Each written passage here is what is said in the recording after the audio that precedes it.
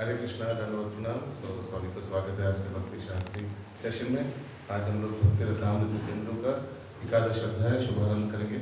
Yes, इस अध्याय का नाम क्या है? हरे कृष्णा, दिव्य सेवा के विविध रूप। एकादश अध्याय सब जल्दी निकालिए। एकादश अध्याय 11 चैप्टर, प्लीज स्टार्ट।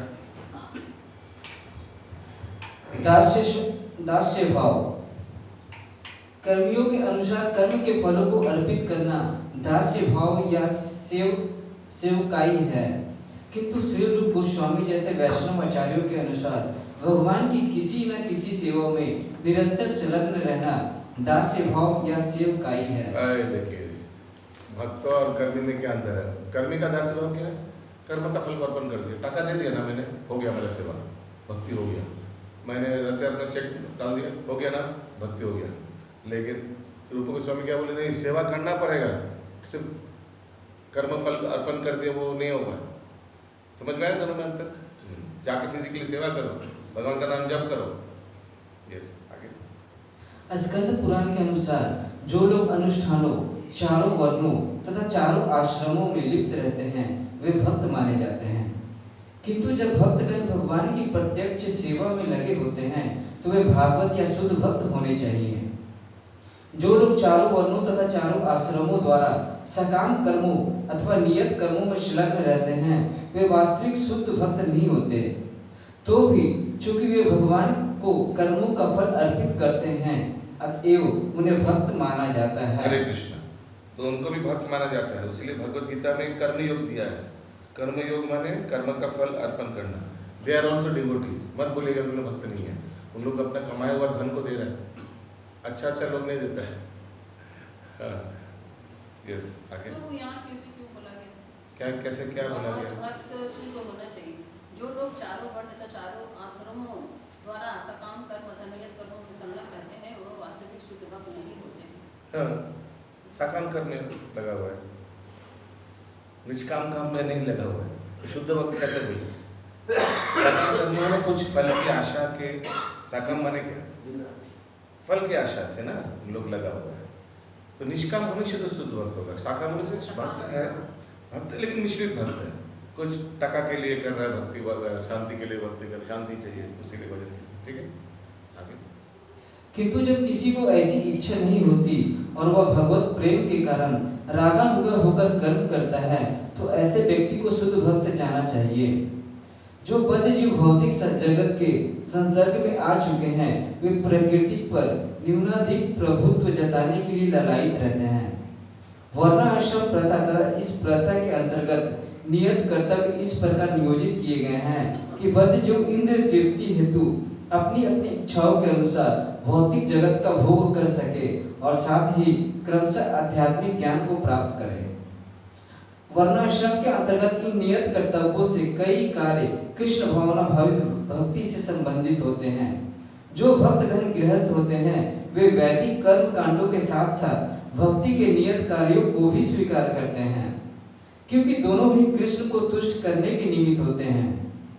जब गृहस्थ भक्तगण कोई वैदिक अनुष्ठान करते हैं तो वे कृष्ण को तुष्ट करने के उद्देश्य से ही करते हैं। जैसा कि हम पहले कह चुके हैं, भगवान को तुष्ट करने के उद्देश्य से किया गया कोई भी कर्म भक्ति माना जाता है।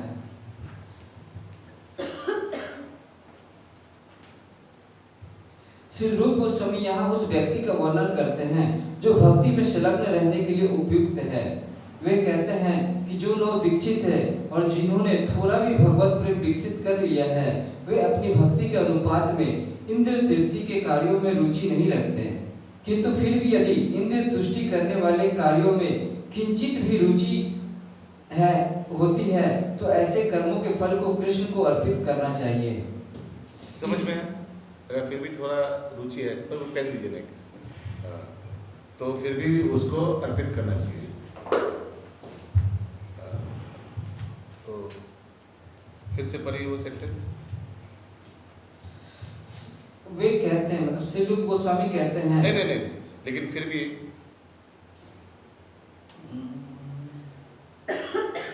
किंतु फिर भी यदि इंद्र तुष्टि करने वाले कार्यों में किंचित भी रुचि होती है तो ऐसे कर्म के फल को कृष्ण को अर्पित करना चाहिए। इसे भी भगवान अपने लिए जैसे मैं कपड़े खरीदा है कुछ किया तो भी इंद्रिय तृप्ति में आ जाता कपड़ा तो एक नेसेसिटी है। नहीं तो मंदिर में कैसे आ पाएंगे, कहीं भी कैसे जा पाएंगे, कपड़ा तो नेसेसिटी है। हाँ, रोटी कपड़ा मंगाना वो सब तो ठीक है, लेकिन आपको मालूम है कौन सा नेसेसिटी है कौन सा लग्जरी है ना, वो आपको पता चल जाता है। आपने बहुत बड़ा कॉस्टली ब्रांड, जो चीज़ 500 रुपये से हो सकता है वो 5000 रुपये में खरीदा तो वो इंद्रिय तृप्ति हो गया। यस, इसे भी भगवान की सेवा में संलग्न रहना कहा जाता है, जिसमें भगवान स्वामी स्वरूप होते हैं और कर्म करने वाला दास रूप है। नारदीय पुराण में बताया गया है कि यह दास्य भाव किस तरह दिव्य होता है। उसमें कहा गया है कि जो व्यक्ति मनसा वाचा कर्मणा निरंतर भक्ति में लगा रहता है, अथवा ऐसा व्यक्ति जो भक्ति में लगा नहीं रहता किंतु निरंतर उसकी कामना करता है, वह मुक्त समझा जाता है। तो एक लगा रहता है, एक कामना करता है, दोनों ही मुक्त है। क्लियर है? सख्य भक्ति। सख्य भक्ति दो प्रकार की हो सकती है। पहली वह जिसमें भगवान के विश्वास पात्र दास की तरह कर्म किया जाए, और दूसरी वह जिसमें भगवान के शुभ चिंतक के रूप में कर्म किया जाए। जिस भक्त को भगवत भक्ति में विश्वास होता है, वह विधि विधानों का ढंग से पालन इस श्रद्धा के साथ करता है कि उसे दिव्य जीवन का पद प्राप्त हो जाए। दूसरे प्रकार की सख्य भक्ति भगवान का शुभ चिंतक बनना है। भगवत गीता में कहा गया है कि भगवान उपदेश देने वाले को अपना सर्वाधिक प्रिय दास मानते हैं। जो भी व्यक्ति गीता के रहस्य का उपदेश सामान्य जनों को देता है, वह कृष्ण को इतना प्रिय होता है कि मानव समाज में उसकी कोई बराबरी नहीं कर सकता। महाभारत में द्रौपदी कहती है, हे गोविंद, आपकी प्रतिज्ञा है कि आपका भक्त कभी विनष्ट नहीं होता। मैं इस कथन में विश्वास करती हूँ, अतएव सभी प्रकार के कष्टों में मैं केवल आपके इस वचन का स्मरण करती हूँ और जीवन धारण किए रखती हूँ। तात्पर्य यह है कि द्रौपदी तथा उसके पांचों पतियों को उनके चचेरे भाई दुर्योधन तथा अन्य लोगों ने घोर कष्ट दिया था। ये कष्ट इतने कठोर थे कि आजीवन ब्रह्मचारी तथा परम योद्धा भीष्मदेव तक उन कष्टों का स्मरण करके कभी कभी अश्रु बहाने लगते थे। उन्हें सदैव आश्चर्य होता था कि यद्यपि पांचों पांडव धर्मात्मा है तथा द्रौपदी साक्षात लक्ष्मी है, और यद्यपि कृष्ण उनके मित्र है, तो भी उन्हें इतने घोर कष्ट सहने पड़ रहे हैं। यद्यपि उनके कष्ट सामान्य नहीं थे, तथापि द्रौपदी हतोत्साहित उत्साहित नहीं हुई। वे जानती थी कि चूंकि कृष्ण उनके मित्र हैं, अतएव अनंत वे उनकी रक्षा करेंगे। ऐसा ही कथन श्रीमद् भागवत में 11.2.53। एक सेकंड, थोड़ा बता दीजिए कहाँ है आप हिंदी में?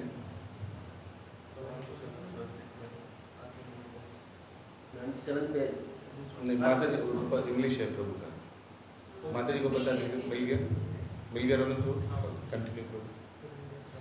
ऐसा ही कथन श्रीमद् भागवत में 11.2.53 पाया जाता है, जिसमें हवि ऋषभराज के पुत्र महाराज नेमि को संबोधित करते हैं, हे राजन, जो व्यक्ति परम पुरुष के चरण कमलों की सेवा से एक क्षण के लिए भी विमुख नहीं होता, ऐसी सेवा जिसके लिए इंद्र जैसे बड़े बड़े देवता लालायित रहते हैं, और जिसका दृढ़ विश्वास रहता है कि इससे बढ़कर दूसरा पूज्य या वांछनीय कुछ नहीं है, वह प्रथम श्रेणी का भक्त कहलाता है। श्री रूप गोस्वामी कहते हैं कि जिस नवदीक्षित भक्त ने भगवान के लिए थोड़ा सा भी प्रेम विकसित कर लिया है, वह निश्चित रूप से भक्ति का अधिकारी हो सकता है। जब वह ऐसी भक्ति में दृढ़ता से स्थित हो जाता है, तो यह आश्वस्त स्थिति उसकी भक्ति का मूल्य अंग बन जाती है। कभी कभी यह पाया जाता है कि शुद्ध भक्त भगवान का विश्वास भाजन मित्र बनकर सेवा करने के निमित्त भगवान के मंदिर में लेट जाता है। भक्त के ऐसे मैत्रीपूर्ण आचरण को रागानुगा के रूप में स्वीकार किया जा सकता है। यद्यपि नियमानुसार भगवान के मंदिर में कोई लेट नहीं सकता, फिर भी भगवान का यह रागानुगा प्रेम सख्य भक्ति के अंतर्गत आता है। भगवान को सर्वस्व किस तरह से ले सकते हैं? लेट जाता है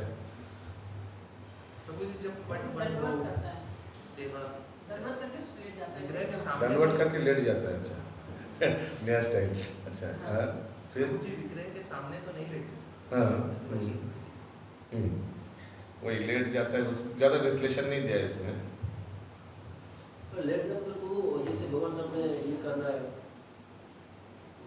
ये करना क्या भगवान करना? सामने लड़ता है ना, क्या कहते हैं, दंडवत? दर्पण करके भी ये जो हमारे क्या बोलते हैं इसको, गड़ता है भगवान। अच्छा, गोरागोरी। हाँ। अच्छा, लेट जाना मैंने। और कोई तात्पर्य, और किसी का तात्पर्य है लेट गोरागोरी जाना? कर सकता है, हाँ, गोरागोरी कर सकता है। गोरागोरी कर सकता है। अच्छा, ठीक है।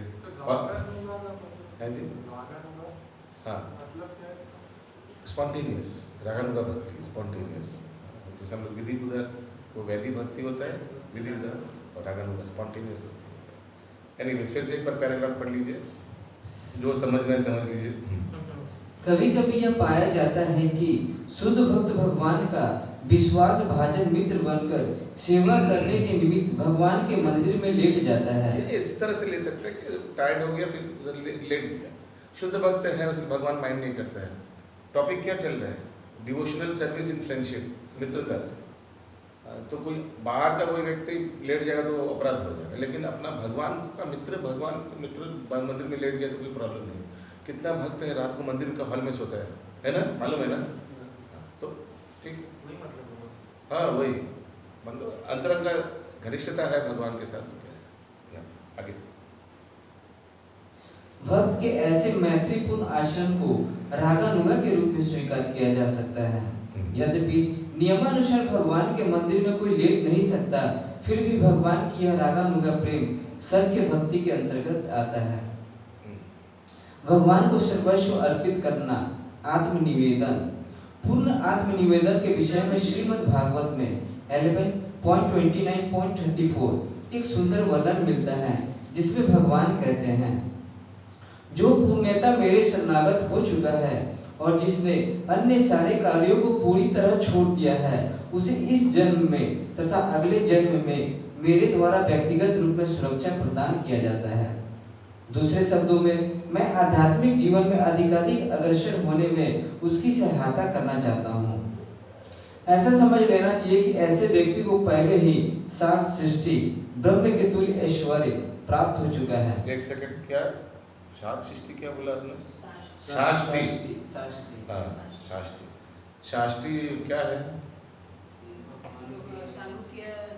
हाँ, एक प्रकार का मुक्ति है, यानी भगवान के जैसे ऐश्वर्य प्राप्त होना भी वो एक प्रकार का मुक्ति। और क्या है? जैसे सारूप्य, यानी भगवान के जैसे रूप पाना।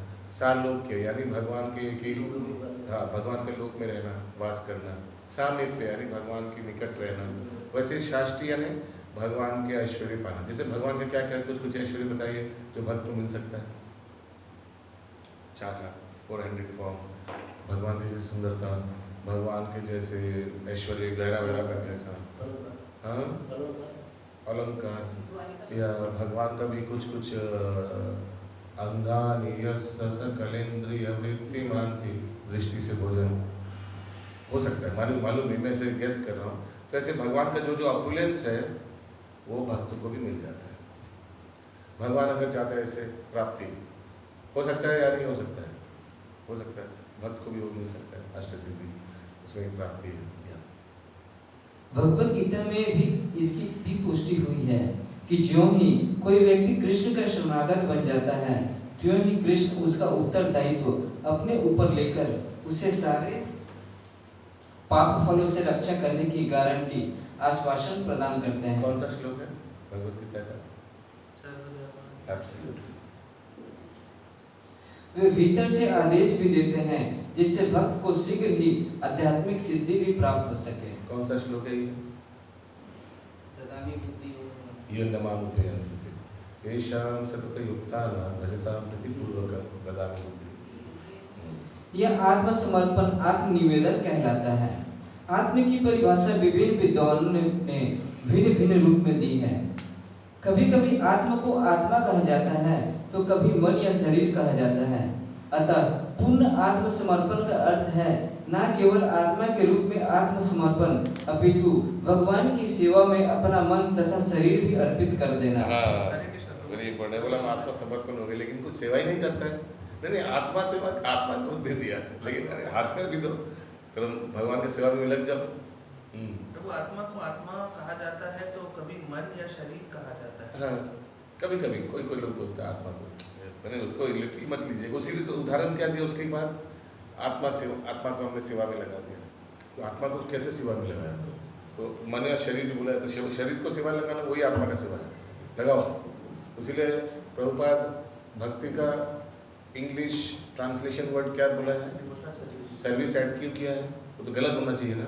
भक्ति माने डिवोशन, भक्ति माने डिवोशन नहीं, सिर्फ डिवोशन से नहीं होगा, सेवा भी करना पड़ेगा। सेवा कैसे करना पड़ेगा? क्या आप सूद पी रहे क्या? वाचा कर्मणा मनसा वाचा, 3 तरह से करना पड़ेगा। कार्य से करना पड़ेगा, मन से करना पड़ेगा और वाणी से भी करना पड़ेगा। ऐसा नहीं हम सेवा में लग गए, आत्मा को लगा दिया। अरे आत्मा को लगा दिया, कैसे आत्मा को लगा दिया? इसीलिए उसका विश्लेषण है। आत्मा को कभी कभी शरीर को लगाते हैं, इसीलिए सेवा माने शरीर को लगाओ। इस प्रसंग में श्री भक्ति विनोद ठाकुर का एक सुंदर गीत है। उन्होंने आत्मनिवेदन करते हुए कहा है, हे प्रभु, यह मेरा मन, मेरा घर-बार, मेरा शरीर, मेरा सर्वस्व आपकी सेवा में अर्पित है। अब आप इनके साथ जैसा चाहे करें। आप हर वस्तु के परम स्वामी हैं, अतएव आप चाहे मुझे मारे या संरक्षण प्रदान करें, आपको सारा अधिकार प्राप्त है। मेरे पास अपना कहने के लिए कुछ नहीं है। कौन सा भजन है?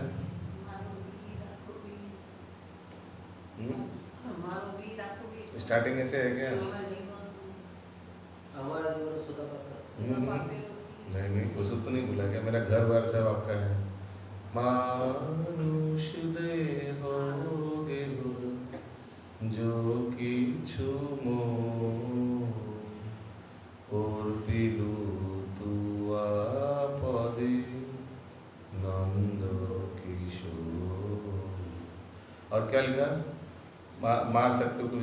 मारो बीरा कभी जो इच्छा तुआर नित्य दास प्रति तू अधिकार।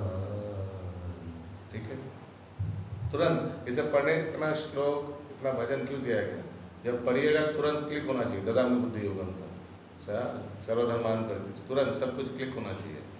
उसीलिए तो श्लोका टेस्ट लिया जाता है ना, कंठस्थ क्यों कराया जाता है? कि आपको क्लिक हो पाए, आप पढ़ते पढ़ते आप ये सब रिलेट कर पाए। Next para Yamunacharya. श्री यमुनाचार्य ने भगवान की स्तुति करते हुए इसी प्रकार के भाव निम्नलिखित शब्दों में व्यक्त किए हैं।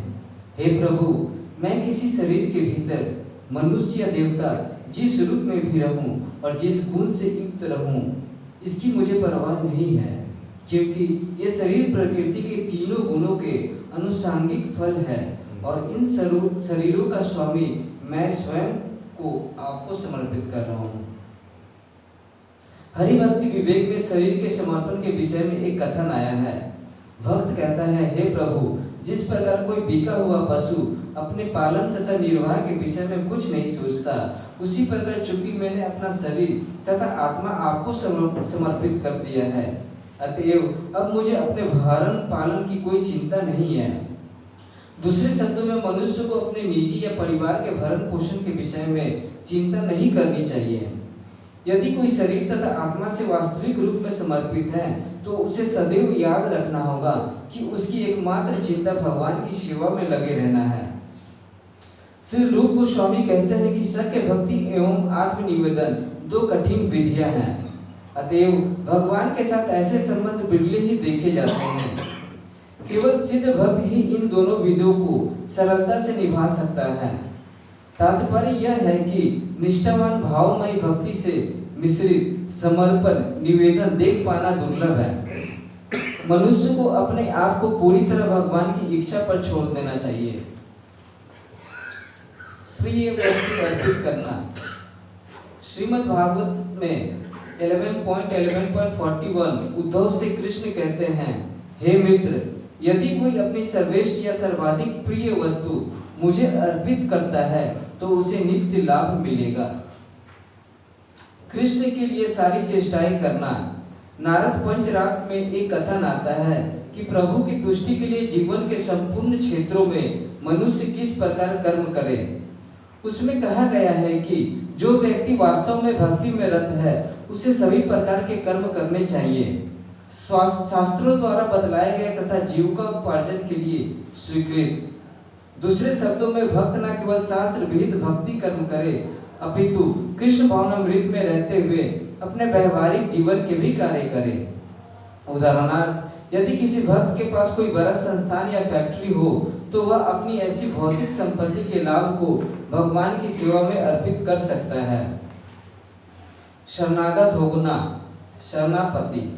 हरि भक्ति विलास में आत्मसमर्पण विषय यह कथन प्राप्त होता है, हे प्रभु, जिस व्यक्ति ने आपकी शरण ग्रहण कर ली है, जिसे दृढ़ विश्वास है कि वह आपका है और जो मन, वचन तथा शरीर से उसी तरह कार्य करता है, वही दिव्य आनंद का आस्वाद ले सकता है। नृसिंह पुराण में भगवान नृसिंह देव कहते हैं, जो कोई मुझसे प्रार्थना करता है और मेरी शरण में आ जाता है, वह मेरा प्रतिपाल्य हो जाता है और मैं समस्त प्रकार के दुखों से उसे सदा बचाता हूँ। तुलसी इत्यादि वृक्षों की सेवा करना। स्कंद पुराण में तुलसी वृक्ष की प्रशंसा इस प्रकार की गई है, मैं तुलसी वृक्ष को नमस्कार करना चाहता हूँ क्योंकि यह पाप कर्मों के समूह को तुरंत नष्ट कर देती है। इस वृक्ष के स्पर्श अथवा दर्शन मात्र से मनुष्य सारे क्लेशों तथा रोगों से विमुक्त हो सकता है। इसको नमस्कार करने तथा इस वृक्ष पर जल डालने मात्र से मनुष्य यमराज के दरबार में भेजे जाने के भय से मुक्त हो जाता है। जो व्यक्ति कभी कहीं भी तुलसी का वृक्ष उगाता है, वह निश्चय ही भगवान कृष्ण का भक्त बनता है। जब तुलसी दल भक्ति पूर्वक कृष्ण के चरण कमलों पर अर्पित किए जाते हैं तो भगवत प्रेम का पूर्ण विकास होता है। भारत में सारे हिंदू, यहाँ तक कि जो वैष्णव नहीं है, वे भी तुलसी वृक्ष की विशेष सेवा करते हैं। बड़े बड़े शहरों तक जहाँ तुलसी वृक्ष को रख पाना अत्यंत कठिन है, वहाँ भी ऐसे लोग मिलते हैं जो बड़े यत्न से इस वृक्ष की सेवा करते हैं। वे इसे सींचते हैं और प्रणाम करते हैं क्योंकि भक्ति में तुलसी वृक्ष की पूजा का अत्यधिक महत्व है। स्कंद पुराण में तुलसी विषयक एक अन्य कथन मिलता है। तुलसी सभी प्रकार से कल्याणमय है। इसके दर्शन, स्पर्श, स्मरण, वंदन, प्रणाम, श्रवण या इस वृक्ष के लगाने मात्र से सदैव कल्याण होता है।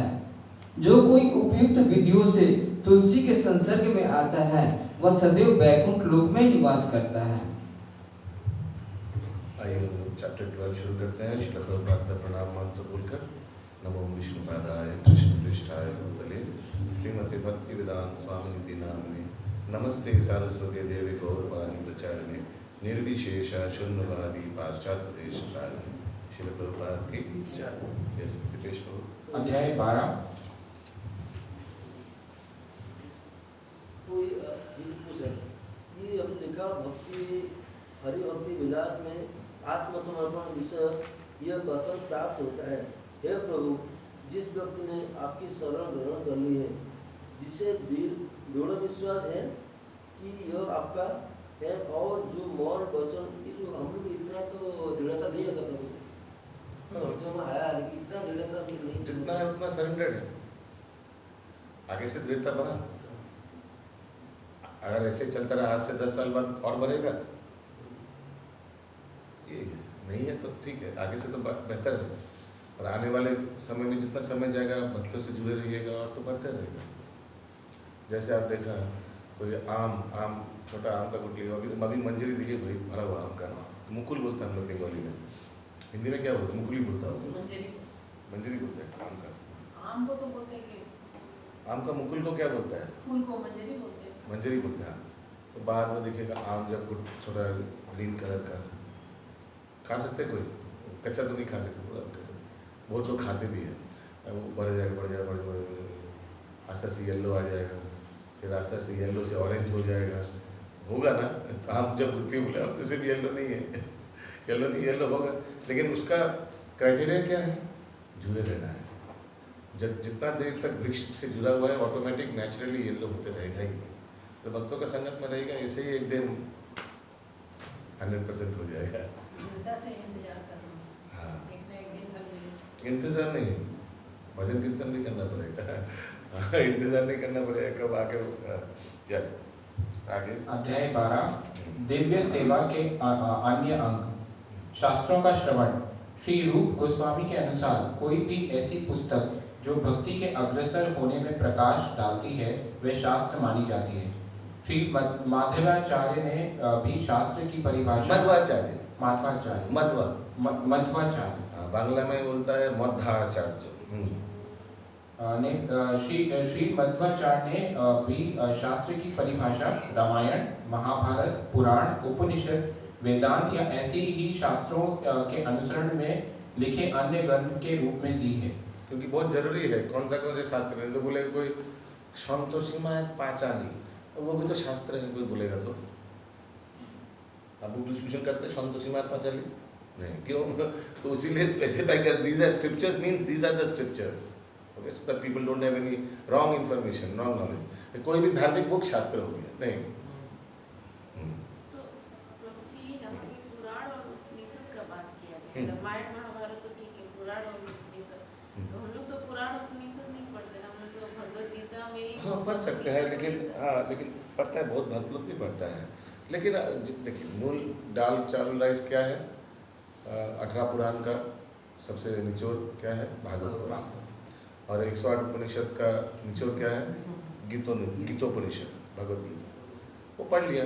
और भी लोगों का टाइम है तो पढ़ सकते हैं, बाकी 17 पुराण पढ़िए, बाकी 107 उपनिषद पढ़िए, टाइम है तो पढ़िए। लेकिन कॉशन है, वो कर्मकांड 93% में फंस सकते हो, इसलिए बी केयरफुल।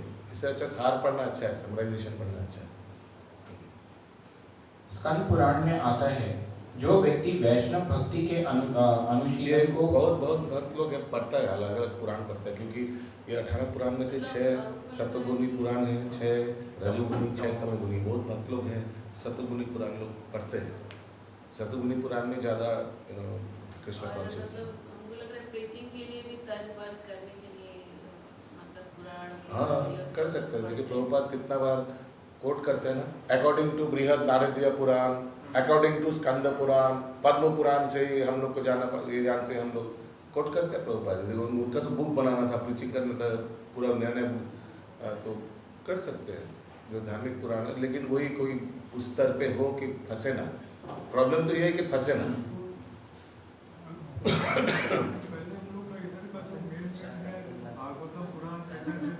ये सब कंप्लीट करने के बाद घर पे इसीलिए तो मैं उदाहरण दिया दाल राइस का। दाल राइस है ये जो भगवद गीता भागवतम है। बीच में आपको सोचिए कभी वो तो पुराण पढ़ना माने क्या से उदाहरण दे, कौन सा आइटम से उदाहरण दे जो रेयर होता है, 10 साल में एक बार आप बनाना चाहे कि कटहल का पिज्जा या एकादशी पिज्जा, वो तो रेयर आइटम है ना, एकादशी में पिज्जा बनाएंगे हाँ। तो वैसे तो कभी एक दिन पढ़ लिया पुराण, ठीक है चलिए पुल्ला कर। लेकिन दाल राइस क्या है? ये डेली जो तो प्रभुपाद का इतना सारा बुक्स है कि खत्म ही नहीं हो गया, पतला मोटा मीडियम सा। यस। स्कंद पुराण में आता है जो व्यक्ति वैष्णव भक्ति के अनुशीलन को प्रतिदिन करने वाले साहित्य के अध्ययन में निरंतर लगा रहता है, वह मनुष्य समाज में कीर्ति पाता है और भगवान कृष्ण उस पर प्रसन्न होते हैं। जो व्यक्ति ऐसे साहित्य को अपने घर में सावधानी पूर्वक संजो कर रखता है, उसे सादर नमस्कार करता है, वह सारे पाप फलों से मुक्त हो जाता है और अंततः देवताओं द्वारा पूजनीय बनता है। नारद मुनि के प्रति एक कथा याद रखिए क्या चल रहा है। एक्चुअली 64 अंक तो पहले दे दिया, 64 चीज़ जो है कुछ चीज़ों के बारे में अलग अलग थोड़ा डिटेल में दिया हुआ है। जैसे शास्त्र का अध्ययन, इसके बाद आएगा मथुरावास, ये सब आया था 64 में, लेकिन 64 को तो एक्सपेंड नहीं किया। तो प्रभुपाद जी ने क्या किया, कुछ चीज़ों को ज़्यादा बढ़ा, मैंने यहाँ में लिखा है, यहाँ ज़्यादा डिटेल में डिस्कस किया है। नारद मुनि के प्रति एक कथन है, हे नारद, जो व्यक्ति वैष्णव साहित्य लिखता है और अपने घर पे ऐसे साहित्य को रखता है, उसके घर में सदैव भगवान नारायण का वास होता है। श्रीमद् भागवतम में 12.13.15 कहा गया है, श्रीमद् भागवत समस्त वेदांत दर्शन का सार है। जो व्यक्ति किसी न किसी तरह से श्रीमद् भागवत के अध्ययन में अनुरक्त हो गया है, उसे अन्य साहित्य पढ़ने में कोई स्वाद नहीं आता।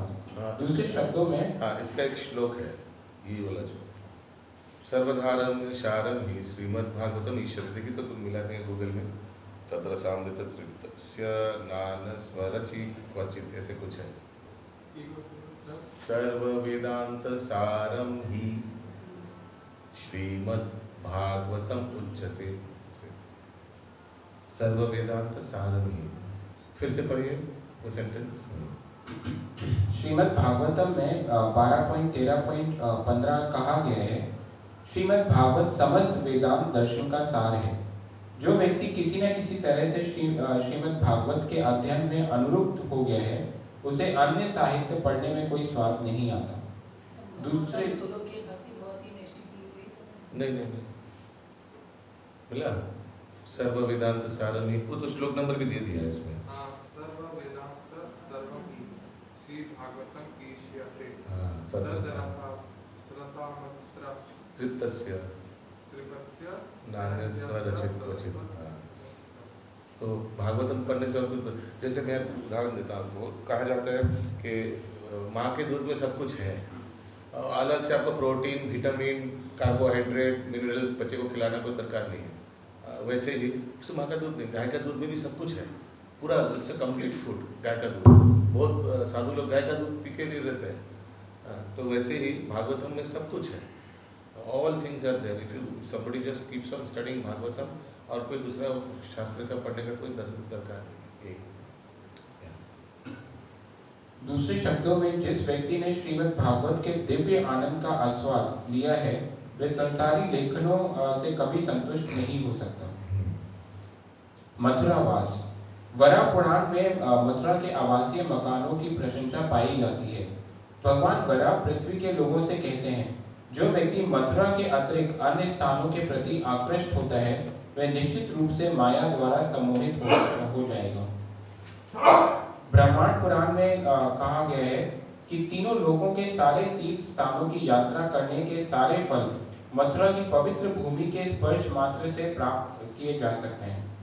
अनेक शास्त्रों में कहा गया है कि मथुरा की भूमि में के श्रवण, स्मरण, महिमा गान, वांछा, दर्शन या स्पर्श मात्र से मनुष्य की सारी इच्छाएं पूरी हो सकती हैं।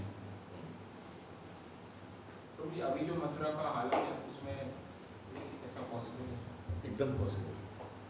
अध्यपियो नित्य लीला करे गौर राय, कोनो भाग्यवान देखी बारे पाए। अभी भी कृष्ण लीला चल रहा है वृंदावन में, गौर लीला चल रहा है मायापुर में, अभी भी चल रहा है। इसीलिए वो एकदम, लेकिन कुछ भाग्यवान देख पाता है, नहीं तो बाकी लोग वृंदावन में वो नाली देखता है, कितना गंदा जगह है एक्सेट्रा। एक जर्मन, ये सत्य घटना है, जर्मनी में कोई किसी को बताया था कि भगवान वृंदावन में रहता है। वो जर्मन व्यक्ति फॉरेनर था, तुरंत अगला फ्लाइट लिया, दिल्ली में आया फ्रैंकफर्ट से, और फिर गाड़ी लिया वृंदावन जाने के लिए। भगवान विराज रहता है। फिर रास्ते में देखा कि नाला है और सुअर भरती है, मालूम है ना, वृंदावन छोटे छोटे खेतों में सुअर भरती है। वो देख के बोला नहीं यू टर्न लो, ऐसे जगह में थोड़ी भगवान रह सकता है, अंदर प्रवेश ही नहीं किया। और भक्त लोग ही ऐसा करेगा, तो भक्ति में रहेगा वो तो ठीक समझेगा ना, उसका कदर करेगा। हाँ, तो इसीलिए जो भक्ति में रहता है तो एवरीथिंग गेट्स मैनिफेस्टेड। भजन कीर्तन तो एवरीथिंग मैनिफेस्ट। तो मथुरा लगेगा कमर्शियल जगह है, क्या है ये, पूरा कमर्शियल जगह है।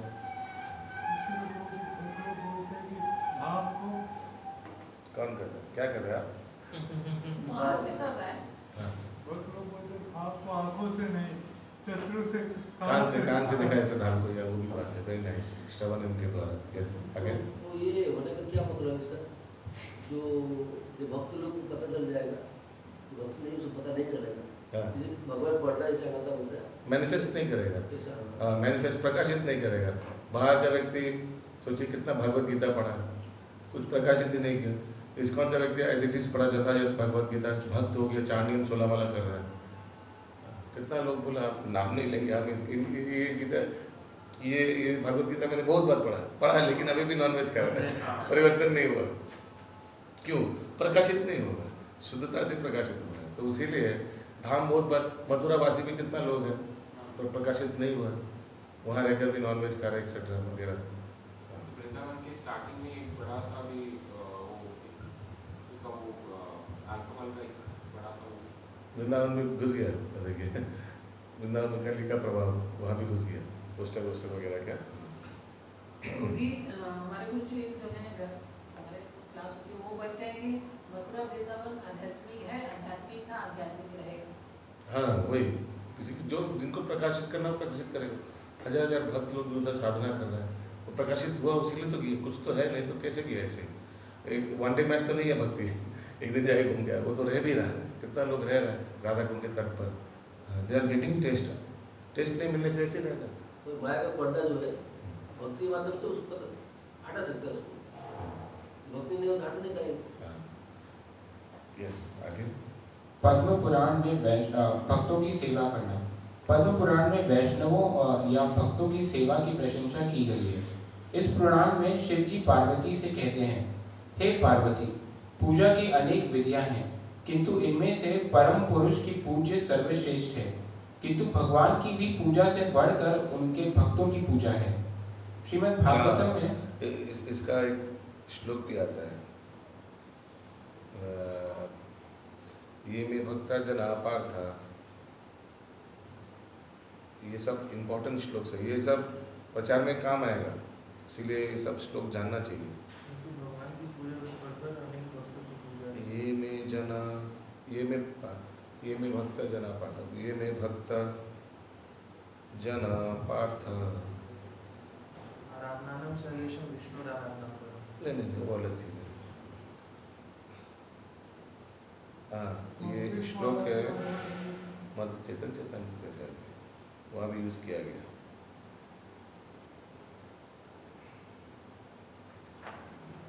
नेटवर्क बहुत करने का खोले। हाँ, जो मेरा भक्त है वो मेरा भक्त नहीं, जो मेरा भक्तों का भक्त है वही मेरा भक्त है, ऐसे भगवान बताते हैं। हाँ, आगे। श्रीमद् भागवतम में 3.7. मिल गया। आप लोग लिख सकते हैं, ये भागवतम का नहीं है, ये हरि भक्ति विलास 10.133 है, 10.133 या भक्ति रसामृत सिंधु 1.2.218। मैंने अलग अलग ग्रंथों में यही श्लोक को कोट किया गया। 1.2.218 ये है भक्ति रसामृत सिंधु BRS, और चैतन्य चरितामृत में 2.12 मैंने मध्य लीला 11 स्कंद का 28वां श्लोक है। ये श्लोक क्या है, लिखिए फटाफट। ये में भक्त जना पार्था, पहला लाइन।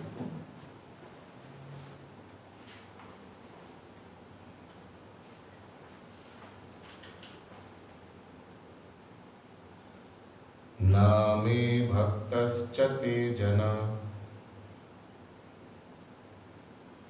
नाम में भक्त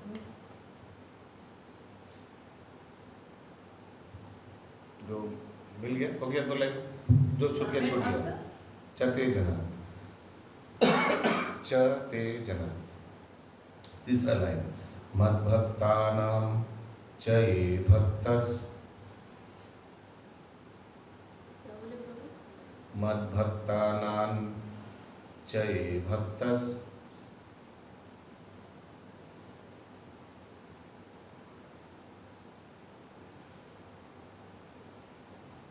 चौथा लाइन, ते में भक्त तमामत,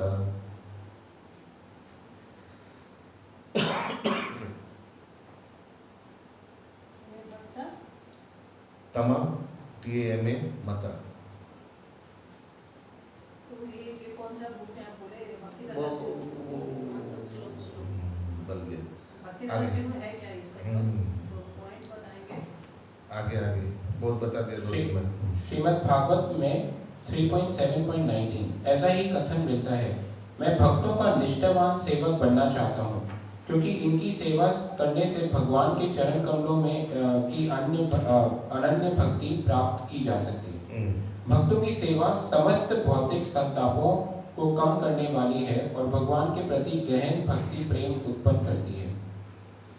स्कंद पुराण में भी ऐसा ही कहा गया है, जिनके शरीर पर शंख, चक्र, गदा एवं पद्म के चिन्ह रूपी तिलक लगे रहते हैं और जो अपने सिर पर तुलसी दल धारण करते हैं तथा जिनके शरीर गोपी चंदन से सदैव अलंकृत रहते हैं, उनका एक बार भी दर्शन करने से दर्शक सारे पाप कर्मों से मुक्त हो जाता है। लग रहा है अभी टैटू बनाना ही पड़ेगा, बहुत जगह लिखा है ये। वो अगर ये जो तिलक है करते कंठे में पहनते हैं कि वो जैसे नागत जैसा है ऐसा करता है तो कैसे? हाँ तो नेगेटिव क्यों देख रहे हैं? ठीक है, कम से कम जो तिलक पर रहा है पूरा द्वादश तिलक किया, जितना भी नेगेटिव आस्ते आस्ते तो सुधरेगा। कितना लोग तिलक ही नहीं करते हैं, कम से कम सुधरेगा तो ना आस्ते आस्ते। तो सीधे पॉजिटिव, जो द्वादश तिलक कर रहे हैं कुछ तो भक्ति है, नहीं तो लोग तो तिलक लगाने में भी शर्म आता है, शर्म आता है ना। कोई एकदम एकदम हल्का से तिलक लगा दे कि है भी नहीं भी है, कुछ पता नहीं चलेगा क्या है। तो कम से कम जो तिलक लगा रहे हो सकता है नेगेटिव व्यक्ति कौन ना है नेगेटिव, हम लोग सब नेगेटिव है, उसीलिए तो है जर जगत में। अच्छा व्यक्ति होता तो भगवान के नाम हरे कृष्णा बोलेगा। जैसे मैं आज सुबह ही आ रही थी, एक आदमी कार से आ रहा था, आके मेरे सामने गाड़ी पहले रोक दिया, फिर हरे कृष्णा बोल के फिर चला भी गया ऊपर से। ठीक है, हरे कृष्णा साइड से। मतलब पुलिस को लेके हम अरेस्ट करता है जो हाँ। तो अरेस्ट करता है। यस, आगे। श्रीमद् भागवत 9.19.33 ऐसा ही कथन मिलता है, भक्त के पास जाने, उसके चरण कमल छूने या उसे आसन देने से मनुष्य सारे पाप कर्मों के फलों से मुक्त हो जाता है। इसमें कोई संशय नहीं है। यहाँ तक कि ऐसे वैष्णव के कार्यकलापों के स्मरण से ही मनुष्य अपने परिवार सहित शुद्ध हो जाता है। तो फिर उसकी प्रत्यक्ष सेवा करने के विषय में क्या कहा जाए? आदि पुराण में साक्षात भगवान कृष्ण अर्जुन को संबोधित करते हैं, हे पार्थ, जो अपने को मेरा भक्त बनाता है और वे मेरा भक्त नहीं है, जो अपने को मेरे भक्त का भक्त बतलाता है, असल में वही मेरा भक्त है। हाँ, यही वाला वो श्लोक है। और गीता में तो जो कथा क्या था यही बताया था। हाँ, यही वाला। लेकिन प्रभु भक्त लोग तो चरण छूने नहीं देते हो, तो हम उनको दूर से प्रणाम करेंगे तो वो भी सही है। हाँ ठीक है, दोनों बैलेंस होना चाहिए। हम लोगों को भक्त लोग का चरण या दंडवत करना भी चाहिए, और कोई अगर हम लोग को दंडवत करेगा तो मना करना चाहिए, मत करो मत करो मत करो, दोनों होना चाहिए, तब बैलेंस सही रहेगा। जिस तरह हम लोग बोलते हैं कि शिष्य हमेशा सोचेगा ये हमारा गुरुदेव है, ये भगवान का प्रतिनिधि है, और गुरुदेव क्या सोचेगा कि मेरे को सेवा मिला है इन लोगों को शिक्षा प्रदान करने का, मैं तो नंबर 1 फूल हूँ।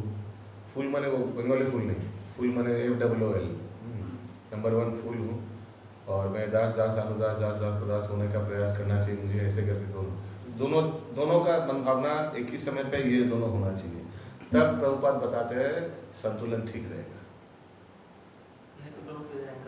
दोनों में से किसी का भी ये गड़बड़ हो गया ना, भक्त सोचा हाँ यही भगवान है, तो गड़बड़ हो सकता है। इसीलिए भक्त सोचेगा ये भगवान का प्रतिनिधि है, भगवान जैसे हमको उनको सम्मान करना चाहिए, और सामने से गुरुदेव बोलेगा नहीं नहीं नहीं, हाँ हमारा करते हमको भगवान इंस्ट्रूमेंट बनाया सेवा के लिए, मैं तो अयोग्य व्यक्ति हूँ, तो व्यक्ति भी सोचेगा अपने आप को अयोग्य व्यक्ति, ऐसे दोनों चीज़ एक साथ होना चाहिए, प्रभुपाद लिखते हैं, नहीं तो संतुलन खो जाएगा गुरु शिष्य का। वो सोच लिया, गुरु सोच लिया मैं तो हीरो हूँ, मैं तो पूरा साक्षात 24 अवतार 25 बार सोच लिया गया। अन्यों की अपेक्षा अपने को श्रेष्ठ मानते मैंने पढ़ा था, उसका ही पतन हुआ। इसीलिए ये संतुलन ठीक रखने के लिए बहुत, इसीलिए देखिए इस्कॉन में हर एक डॉक्टर, इस्कॉन एक हॉस्पिटल है जहाँ हर एक डॉक्टर खुद मरीज भी है ना। अभी हम शायद आप लोग का क्लास करा रहे हैं, लेकिन हम भी यहाँ बैठ के क्लास करते हैं मोहन लोगों का। प्रभु भी मंदिर में भागवतम दूसरे सीनियर डिवोटीज का श्रवण करते हैं। इस तरह से हर एक डॉक्टर भी मरीज है इस हॉस्पिटल में। महाराज प्रभुपाद भी क्लास करते थे, मालूम है? प्रभुपाद अपने शिष्य का क्लास करते थे। Prabhupada used to listen to his disciples class. Prabhupada Prabhu एक बहुत सुंदर वीडियो है, 10 सेकंड का बात है। तो वो हाँ बोलिए। राधे श्याम प्रभु भागवतम कर रहे थे, और रघुनाथ स्वामी महाराज आए, वो जंपिंग करके कैसे दंडवत करते हैं, वो वीडियो देखना लायक क्या। तो महाराज बोले कि चलो बोले नहीं आप जाएंगे, तब फिर वो उठ के चले गए। प्रभु जी हाँ। जैसे हम लोग को हम एक सुने कहीं कि हम लोग को जो बाहर के लोग हैं तो उनको जल्दी प्रणाम नहीं करना चाहिए। जैसे जो अभक्त है, जो कृष्णा कॉन्शियस में नहीं है, उसको प्रणाम करने से अपना पूर्ण जो छेद होता है, ऐसा है क्या? हम कहीं सुने थे। लाइक डिपेंड करता है, ऐसा भी उतना भी मुल्क नहीं हो कि सबको प्रणाम करते लग जाए, बार बार हाथ धोना पड़ेगा। लेकिन अपने गुरुजन आए, कोई जाना पहचाना में पड़ोसी भाई चाचा ताऊ जी, ये सब तो हम लोग तो प्रणाम करते रहते हैं, हालांकि वो भक्त नहीं है। तो प्रणाम करने से विनम्रता भी आ जाता है अपने आप में। लेकिन that's why don't be naive का हिंदी क्या होगा, आई मीन वो उतना मूर्ख भी नहीं होना चाहिए प्रणाम ही करते रहे। हालांकि एक बात बताऊँ आप लोग, ये मार्कंडेय ऋषि का नाम सुना? मार्कंडेय ऋषि जब वो जन्म लिया था तो जन्म लेते ही उनको कोई बोला, साधु बोला कि इसका उम्र ज़्यादा नहीं है, वो जल्दी मरने वाला है। माता को बोल दिया था, माता को बहुत बुरा लगा। तो स्वाभाविक है, तो उनका पिता ने उनको सिखाया था कि वैष्णव का हमेशा प्रणाम करने का। तो बचपन से, छोटा बच्चे से वो सब वैष्णवों को प्रणाम करता था। वैष्णवों को बोला था, हालांकि सही बोला था। तो सब उसको बोलता था आयुष्मान भव, आयुष्मान भव, आयुष्मान भव। इतना आयुष्मान भव बोला कि उसका जब 8 साल का उम्र में उनका मृत्यु होने वाला था, जब मृत्यु के लिए यमदूत आया तो देखा, अरे इतना आयुष्मान भव है और इतना आयुष्मान भव हो कि पूरा प्रलय हो गया, सब मर गया, महाविष्णु के अंदर चला गया। लेकिन मार्कंडेय ऋषि डूबा नहीं प्रलय के जल में, एक व्यक्ति था वही जीवित था। हाँ, और उन्होंने देखा, क्या देखा? एक वट वृक्ष के पत्ते के ऊपर वटस्य पत्रस्य एक छोटा कोई बालक अपना पैर का अंगूठा अपने मुंह में चूस रहा है। वो कौन था? भगवान कृष्ण। प्रलय हो गया, सब कुछ देख रहे हैं, वाह प्रलय हो गया, ये कौन है? वेरी कूल बच्चा पाता के ऊपर एकदम फ्लोट कर रहा है और अपना अंगूठा चूस रहा है, एकदम केयरफ्री समझ, एकदम कोई झमेला नहीं, कोई आराम, प्रलय हो रहा है इधर। तो मार्कंडेय ऋषि ने देखा, गोविंद दामोदर माधव मान लिया ये I think Bilva Mangal Thakur Krishnashtakam, I think so, वही वाला काम पूरा उधर से था, I think so, I don't remember. तो ऐसा होलिका दिन भगवान जी का जो होलिका था ना फूल है, तो भगवान ने गोपाल कितना सुंदर मूर्ति बना, उसमें बड़ा रास्ता ऊपर बड़ा हुआ है, हम उठा के प्रणाम करके जब हाथ से लगा दिया। जय जय। तो जैसे प्रणाम की बातें हो रही है, किसका प्रणाम का? माता पिता को चरण तो स्पर्श करना चाहिए, अपने ताऊ जी को तो चरण स्पर्श तो करना ही चाहिए। हाँ, कोई बुराई नहीं। हाँ, लेकिन वही ऐसा भी नहीं कि किसी का भी चरण स्पर्श कर लेंगे। एक्चुअली उस तरह से हमको लग रहा है मना करना चाहिए कि कोई वैष्णव को देखकर अपना ताऊ जी सोचिए, ताऊ जी हैं, लेकिन मालूम है कि ये वैष्णव है, हम तो माछ अंडा मच्छी खाने वाला है, सामने वाला वैष्णव है, तो उनको भी पैर आगे दे देना, ये लो मेरा चरण छुओ, आशीर्वाद लो, ऐसे भी नहीं करना चाहिए। या हम खुद पर्सनली देखें कि हमारा मामा आते हैं, हालांकि उनको हम पितृतुल्य सम्मान करते हैं, लेकिन अभी प्रणाम करने जाते तो नहीं, क्योंकि जब मालूम है उनको कि हम लोग इस्कॉन से जुड़े हुए, तो मालूम उस हिसाब से वो खुद हट जाते हैं।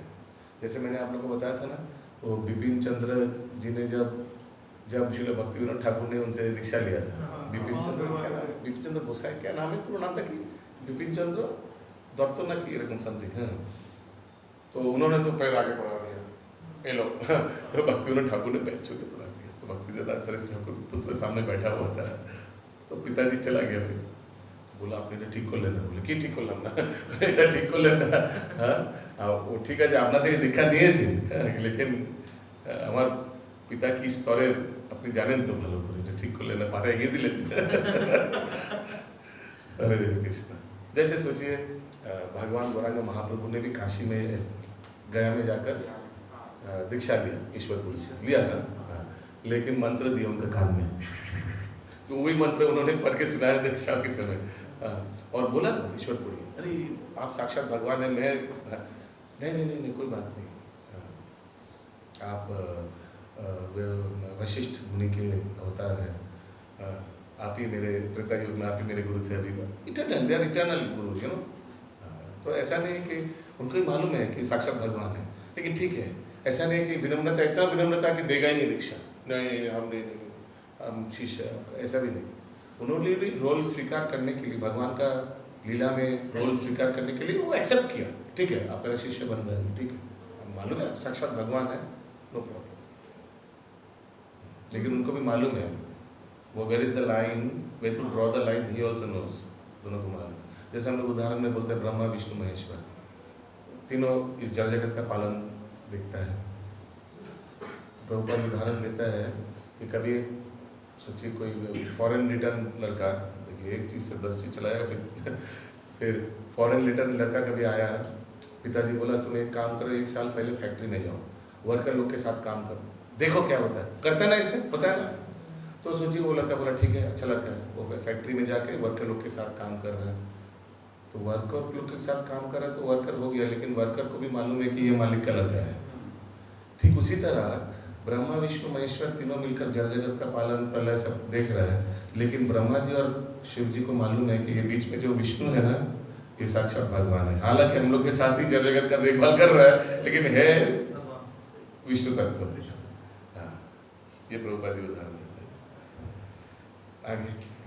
आगे आगे नहीं तो मैं बोलते रहूंगा और कहाँ फिर बाद में आप लोग को 10 बजे तक बैठा के रखूंगा। हाँ।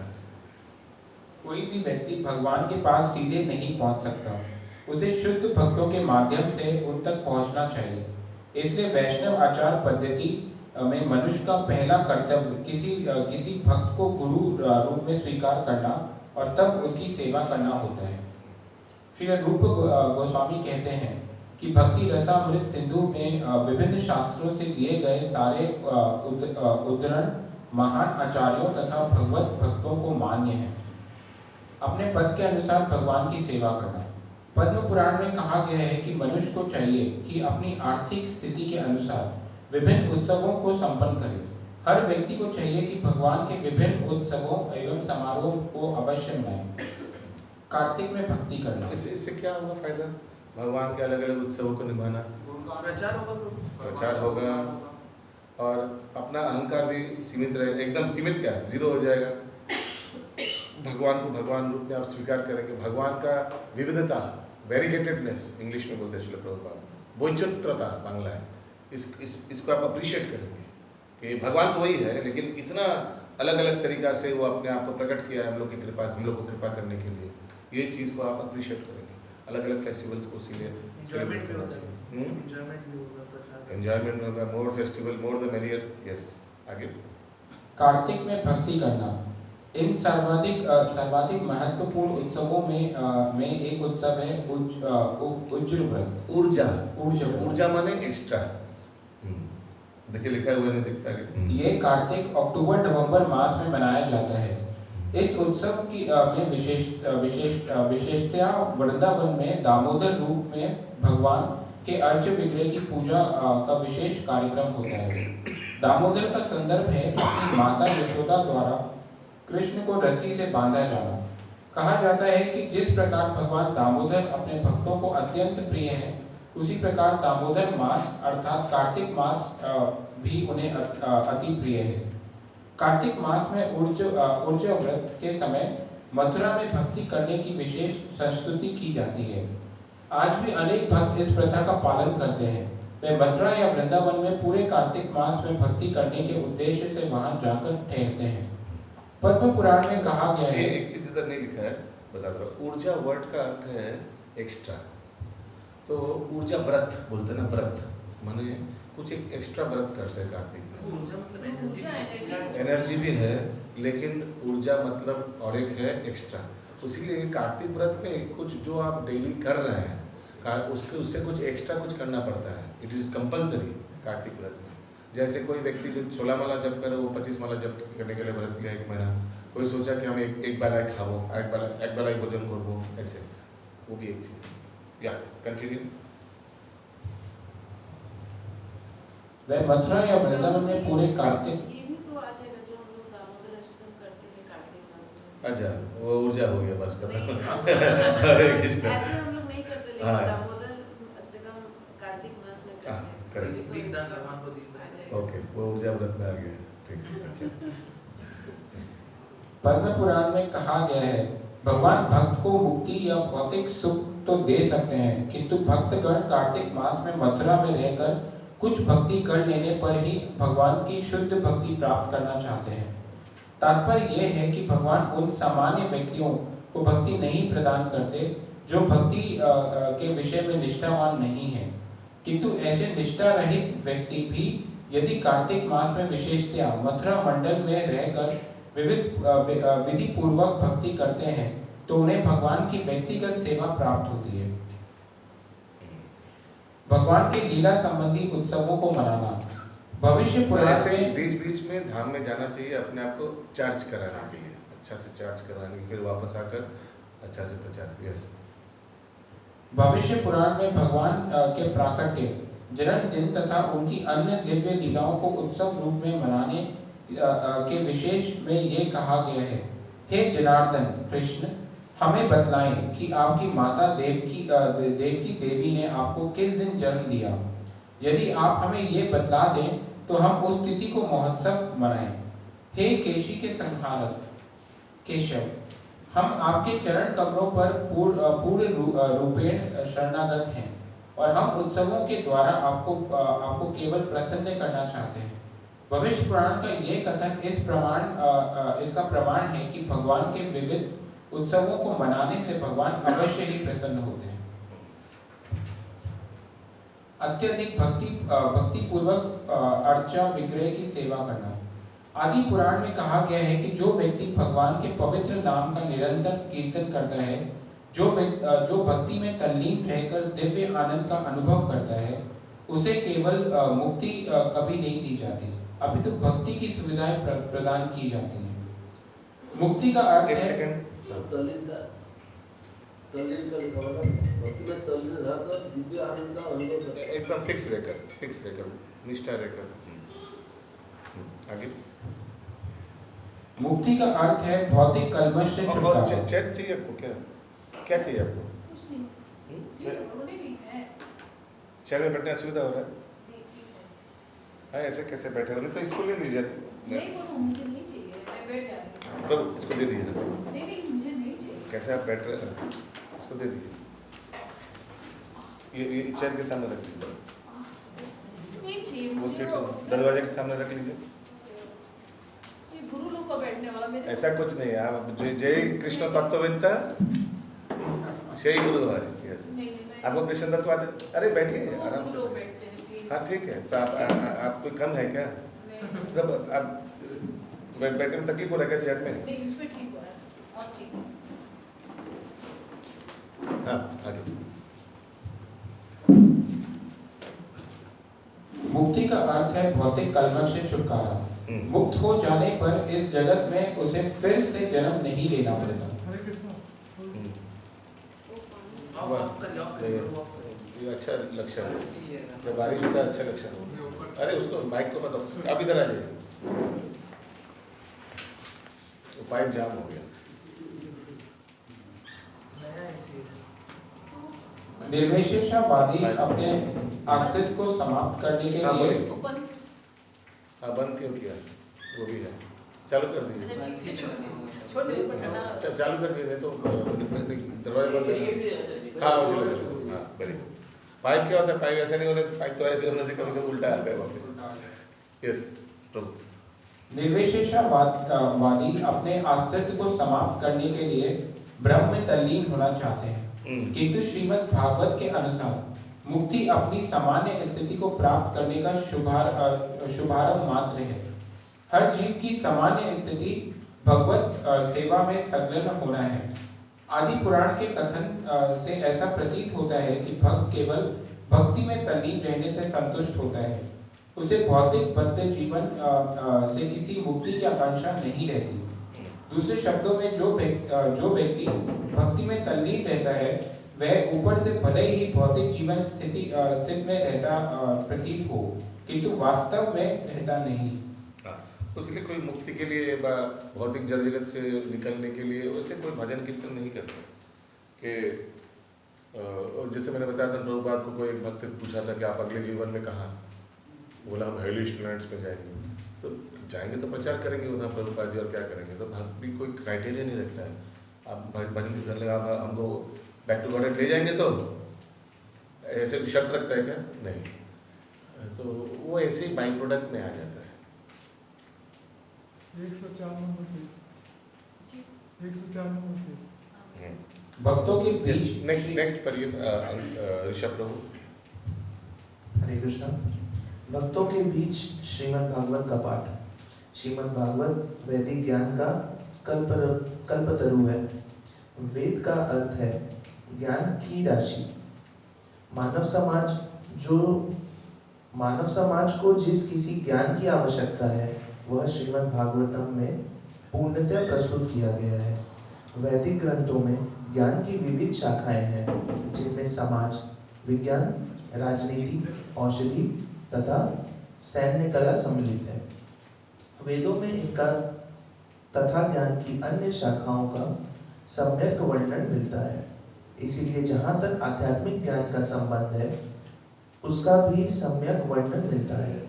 श्रीमद् भागवत को वेदों के इस कल्प वृक्ष का पक्व फल माना जाता है। वृक्ष का सम्मान फल उत्पादन के कारण है। उदाहरणार्थ अमृत वृक्ष को अत्यंत मूल्यवान माना जाता है क्योंकि इनमें फलों के राजा आम के फल लगते हैं।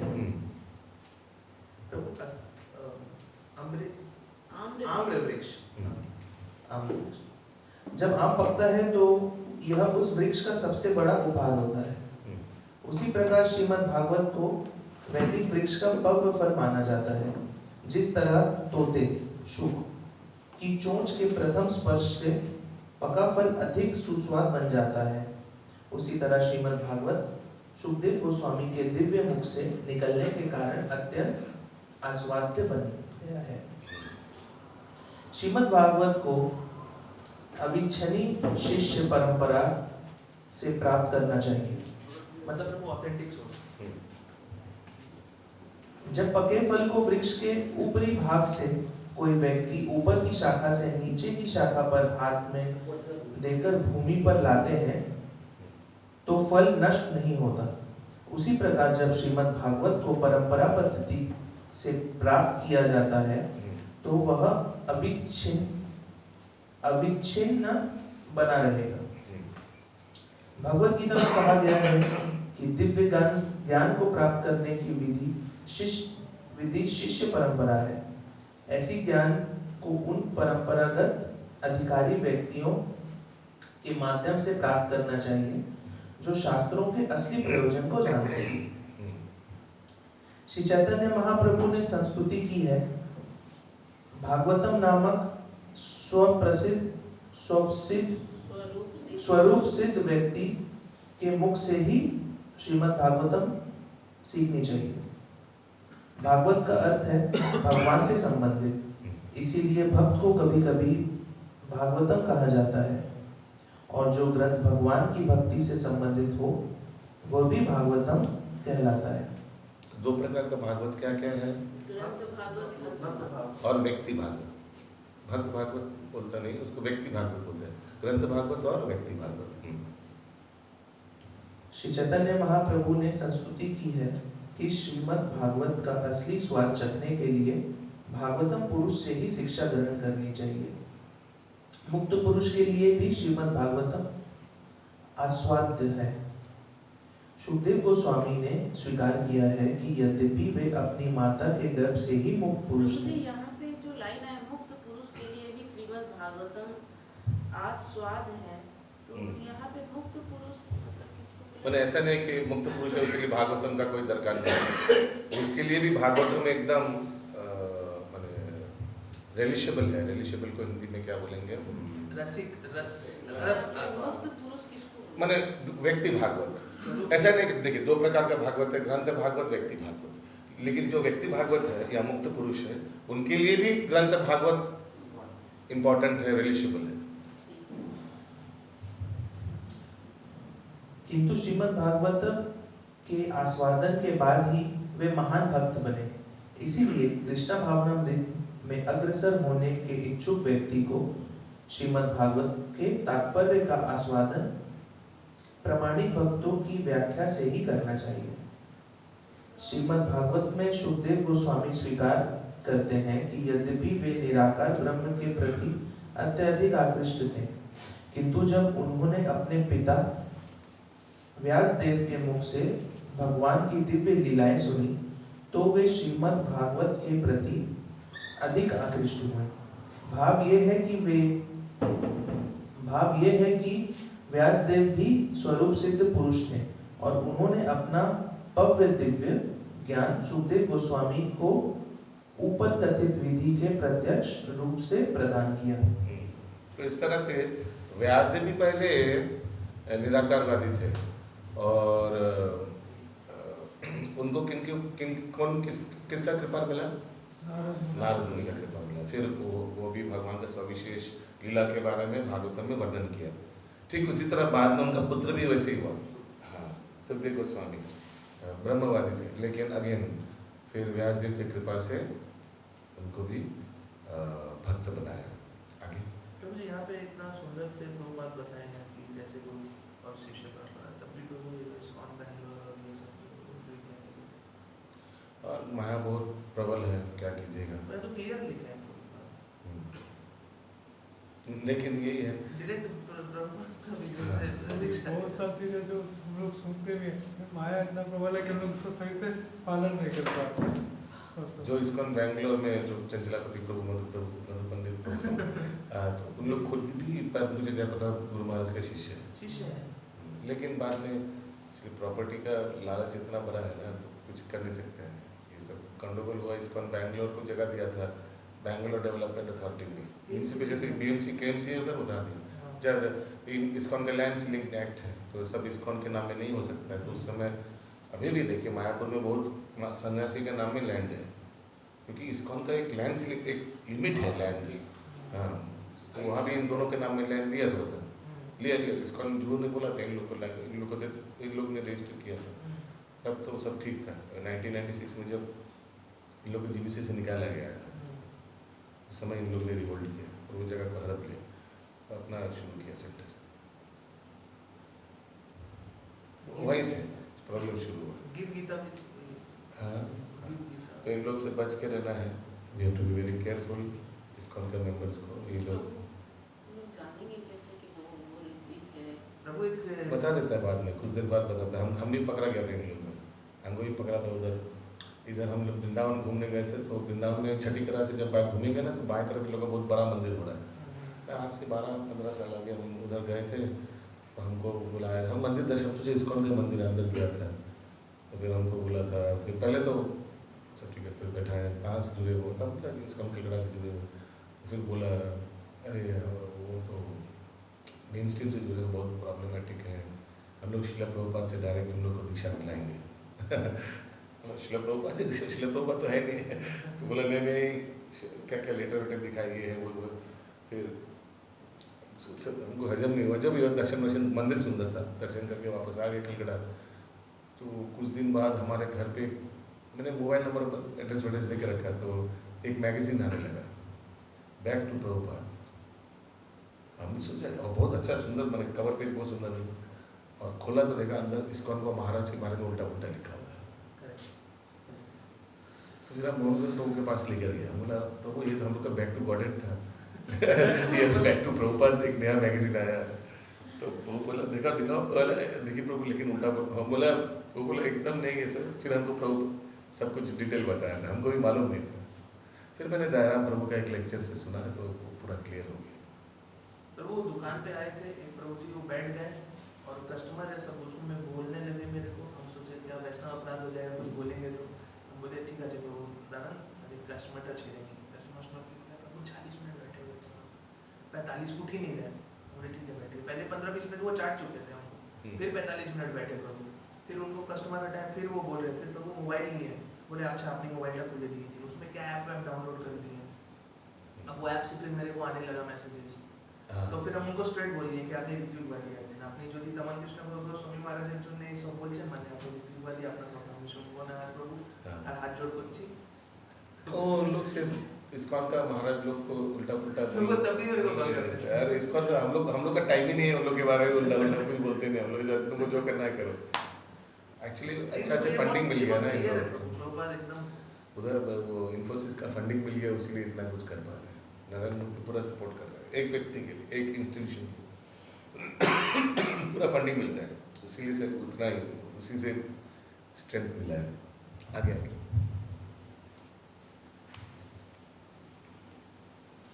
प्रगत भक्तों की संगति करना। शुद्ध भक्तों के समाज में श्रीमद् भागवत की व्याख्या करने से महत्व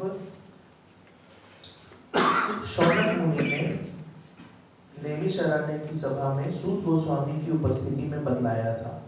सूत गोस्वामी ने पुष्टि की थी कि यदि कोई नेक्स्ट पढ़िए रोशनी माता जी पढ़िए, फुल स्पीड पढ़िए, फुल स्पीड। 45 मिनट में हम लोग को और 2 चैप्टर्स कंप्लीट करना है, फुल स्पीड पढ़िए। हरे कृष्ण। कहीं कुछ समझ नहीं आ रहा तो रोकिएगा, ठीक है। शुद्ध भक्तों के समाज में श्रीमद् भागवत की व्याख्या करने का महत्व शौनक मुनि ने नैमिषारण्य की सभा में सूत गोस्वामी की उपस्थिति में बतलाया था। सूत गोस्वामी ने पुष्टि की थी कि यदि कोई क्षण भर के लिए भी भगवत भक्त की संगति करने का अवसर लाभ करता है तो वह विशेष क्षण इतना मूल्यवान होता है कि स्वर्ग तक पहुंचाने वाले या भवसागर से मोक्ष दिलाने वाले पुण्य कर्म भी उसकी तुलना नहीं कर सकते। दूसरे शब्दों में, जो लोग श्रीमद् भागवत के प्रति अनुरक्त हैं, उन्हें स्वर्ग जाने से मिलने वाली किसी लाभ या निर्विशेषवादियों द्वारा वांछित मुक्ति की कोई परवाह नहीं रहती। फलतः शुद्ध भक्तों की संगति दिव्य रूप से इतनी मूल्यवान होती है कि कोई भी भौतिक सुख इसकी समता नहीं कर सकता। हरि भक्ति सूदोदय में प्रहलाद महाराज एवं उनके पिता हिरण्यकशिपु का एक वार्तालाप आता है, जिसमें हिरण्यकशिपु प्रहलाद को इस प्रकार संबोधित करता है, हे पुत्र, संगति बहुत महत्वपूर्ण होती है। यह उस मणि के समान है जो अपने समक्ष रखी किसी भी वस्तु का प्रतिबिंब प्रदान करती है। इसी प्रकार यदि हम पुष्प जैसे भगवत भक्तों की संगति करते हैं और हमारे हृदय स्वच्छ है तो यहाँ भी वैसे ही घटना घटेगी। इस प्रसंग में जो दूसरा उदाहरण दिया गया है वह यह है कि यदि पुरुष वीर्यवान है और स्त्री रोगी नहीं है तो उनके संभोग से गर्भ धारण होगा। इसी तरह यदि आध्यात्मिक ज्ञान का ग्राहक और उसका दाता दोनों निष्ठावान तथा प्रामाणिक है तो परिणाम उत्तम होंगे। भगवान नाम का संकीर्तन। श्रीमद् भागवत में हरे कृष्ण कृष्ण कृष्ण हरे हरे, हरे राम राम राम हरे हरे संकीर्तन के महत्व पर अत्यंत बल दिया गया है। सुखदेव गोस्वामी महाराज परीक्षित को बतलाते हैं, हे राजन, यदि कोई व्यक्ति हरे कृष्ण महामंत्र संकीर्तन में पूरी तरह से अनुरक्त है तो यह समझना चाहिए कि उसने परम सिद्ध अवस्था प्राप्त कर ली है। इसका विशेष रूप से उल्लेख हुआ है कि अपने कर्मों के फल की इच्छा रखने वाले कर्मी, परम पुरुष से तादात्म्य की इच्छा रखने वाले ज्ञानी तथा योग सिद्धियों की इच्छा रखने वाले योगी जन महामंत्र के कीर्तन मात्र से समस्त सिद्धियों के फल प्राप्त कर सकते हैं। हरे कृष्ण, समझ में आया? ओके, कोई चीज समझ नहीं आएगा तो पूछिएगा। सुखदेव गोस्वामी निर्णितम शब्द का प्रयोग करते हैं, जिसका अर्थ है यह पहले ही निश्चित हो चुका है। वे मुक्त आत्मा थे, अतएव किसी ऐसी बात को स्वीकार नहीं कर सकते थे जो निर्णयात्मक न हो। अतएव सुखदेव गोस्वामी बलपूर्वक कहते हैं कि इस निष्कर्ष पे पहले ही पहुंचा जा चुका है कि जिसने संकल्प पूर्वक तथा दृढ़ता पूर्वक हरे कृष्ण मंत्र के संकीर्तन की अवस्था प्राप्त कर ली है, उसे कर्म ज्ञान तथा योग की अग्नि परीक्षाओं में खरा उतरना मान लेना चाहिए। इसी बात की पुष्टि आदि पुराण में कृष्ण द्वारा की गई है।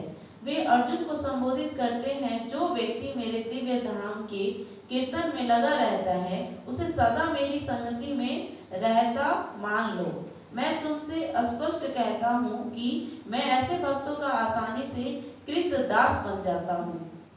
पद्म पुराण में भी कहा गया है, हरे कृष्ण मंत्र का कीर्तन उसी व्यक्ति के ओठों पर रहता है जिसने अनेक जन्मों तक वासुदेव की पूजा की है। आगे यह भी कहा गया है कि भगवान के पवित्र नाम तथा साक्षात भगवान में कोई अंतर नहीं होता। फलतः पूर्णता, शुद्धता तथा नित्यता में पवित्र नाम भगवान के ही समान पूर्ण है। पवित्र नाम न तो भौतिक ध्वनि है, न ही इसमें कोई भौतिक कलमश रहता है।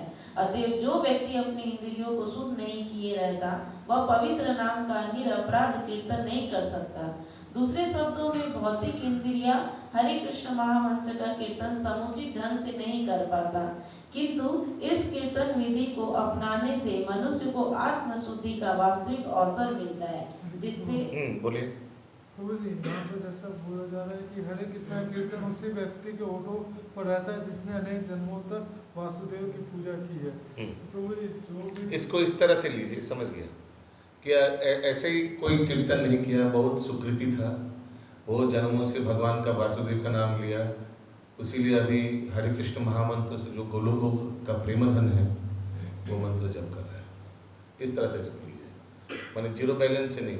लेकिन इसका मतलब नहीं कि कोई अगर जीरो बैलेंस है वो नहीं ले सकता है। श्रील प्रभुपाद को एक फॉरेनर डिवोटी ने पूछा था, हम लोग ने शायद पूर्व जन्म में बहुत कुछ स्वीकृति किया होंगे, इसीलिए अभी महामंत्र जप कर रहा है आपका संस्कृत। बोले कुछ नहीं, जीरो। प्रभुपाद ने बोला यू आर अ पीप, हमारे कृपा से तुमको ये स्वीकृति मिला है। प्रभुपाद ने बोला, रास्कल बोला था, यू आर अ रास्कल हमारे स्वीकृति से तुम्हारा कुछ स्वीकृति नहीं था। तो कोई जीरो भी हीरो बन सकता है अगर शुद्ध भक्त का संगति मिल जाए।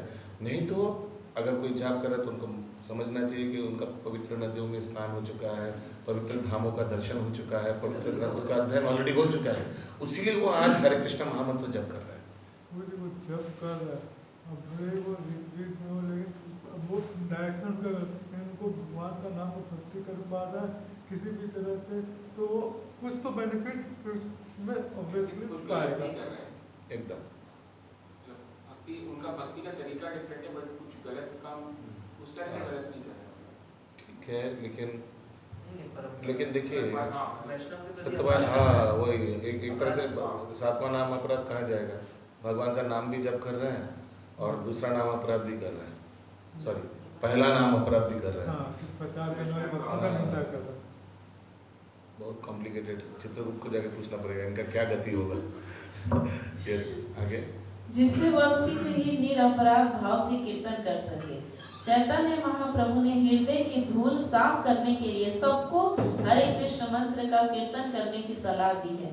यदि हृदय की धूल साफ हो जाए तो मनुष्य पवित्र नाम के महत्व को वास्तव में समझ सकता है। जो व्यक्ति इस धूल को अपने हृदय से हटाना नहीं चाहते, अपितु उसे उसी तरह रहने देना चाहते हैं, वे हरे कृष्ण मंत्र के कीर्तन का दिव्य फल प्राप्त नहीं कर सकते। अतएव हर एक को भगवान के प्रति सेवा भाव विकसित करने के लिए प्रोत्साहित किया जाना चाहिए, क्योंकि इससे निरपराध भाव से कीर्तन करने में सहायता मिलेगी। इस तरह गुरु के मार्गदर्शन में शिष्य को सेवा करने का और साथ ही हरे कृष्ण मंत्र के कीर्तन का प्रशिक्षण दिया जाता है। जो ही मनुष्य में रागानुगा भक्ति का भाव विकास होता है, वह महामंत्र के पवित्र नामों के दिव्य प्रकृति को तुरंत समझ जाता है। मथुरा जो व्यक्ति इस धूल को अपने हृदय से हटा नहीं चाहते, ये क्या कैसे हटाएंगे? पूरा सेंटेंस पढ़िए जो बोल रहे हैं। मतलब जो व्यक्ति इस धूल को अपने हृदयों से हटाना नहीं चाहते, अपितु उसे उसी तरह रहने देना चाहते हैं, वे हरे कृष्ण मंत्र की कीर्तन का दिव्य फल प्राप्त नहीं कर सकते। नहीं कर सकते। जो लोग धूल नहीं हटाना चाहते, जो एक तरफ भक्ति कर रहा है, एक अच्छा, तरफ भक्ति कार्य धूल में नहीं लगा हटाना हुआ चाहते है। हैं। एक्चुअली बहुत लोग हैं ऐसे, देखिए हाँ, बहुत इसका कभी आस्वादन नहीं कर पाएगा उन लोग। बहुत एक्चुअली लोग इंद्र तृप्ति में अच्छा लगता है, लेकिन ठीक है इस्कॉन में आ गए तो वो सब छोड़ेगा भी नहीं, ठीक है, जब भी करेगा तो क्या होगा इसका फलस्वरूप, हरे कृष्ण महामंत्र का अमृत कभी चख नहीं पाएगा। अच्छा, जो ओरिजिनल टेस्ट है वो मिल नहीं पाएगा। नाम तो अपना काम करेगा अगर वो इस तरह से जब भी करते रहे और भोग भी करते रहे, एक आस्ते से भोग चला जाएगा। हाँ, भोग चला जाएगा। यही दवाई है, यही डेस्टिनेशन भी है। हाँ, चला जाएगा एक दिन। वो भोग का जुड़ा रहा ना, वो वही मेन इम्पॉर्टेंट है, जुड़ा रहना पड़ेगा, वो मोस्ट इम्पॉर्टेंट है। ये भक्ति, पूरा भक्ति वृक्ष में आम का जो एक डंडी होता है ना, जो लगा रहता है मेन पेड़ से, वो सबसे ज़्यादा, वो छोटा होता है डंडी, वो सबसे ज़्यादा इम्पोर्टेंट है। उसी से लाइफ लाइन, वही है भक्तों का एसोसिएशन, हरे गुरु वैष्णवों का एसोसिएशन, वहीं से सब कुछ मिलता है। वो लाइक अम्बिलिकल कॉर्ड है, वही सब पुष्टि देता है, वृक्ष रूपी से सब पुष्टि देता है। यस। मथुरावास। पद्म पुराण में मथुरा या द्वारका जैसे पवित्र स्थानों में निवास करने के महत्व का वर्णन मिलता है। उसमें यह कहा गया है कि विभिन्न तीर्थ स्थानों की यात्रा करने का अर्थ है भव बंधन से छुटकारा प्राप्त करना, किंतु यह छुटकारा सर्वसिद्धावस्था नहीं है। इस मुक्तावस्था को प्राप्त, आप मथुरा में जाएंगे तो फिर वहाँ ऑफिस का कॉल आएगा, दुकान का कॉल आएगा, तो भी आप कुछ नहीं कर पाएंगे, है ना? कितना बुरा हो गया ना। अच्छा है ना, ये भव ना जानबूझ के आप सोचिए 15 दिन आप भव बंधन से दूर रहना चाहते हैं। इनफैक्ट हमारे गुरु महाराज क्रूज में भागवत कथा कराते थे, समुद्र में बीच में ले जाते। कोई भागना भी चाहे तो भाग नहीं पाएगा, और उधर नेटवर्क भी नहीं था मोबाइल का। क्रूज में भागवत सप्ताह कराते थे पर मुझे भक्ति चर्चा गुरु महाराज क्रूज में। भागना चाहे तो जाओ, तैरते हुए जाओ, और मोबाइल भी उधर पकड़ेगा नहीं। यस। नहीं तो हम लोग भागवतम गए थे, अभी जस्ट हाल ही में गए थे, वो बनारस गए थे, भागवत सप्ताह हो रहा था उधर, तो वहाँ से भी कितना लोग वापस आ गए बीच में, ऑफिस का ही आ गया, दुकान का ही बहुत बड़ा ऑर्डर आ गया, सब कुछ आ गए वापस।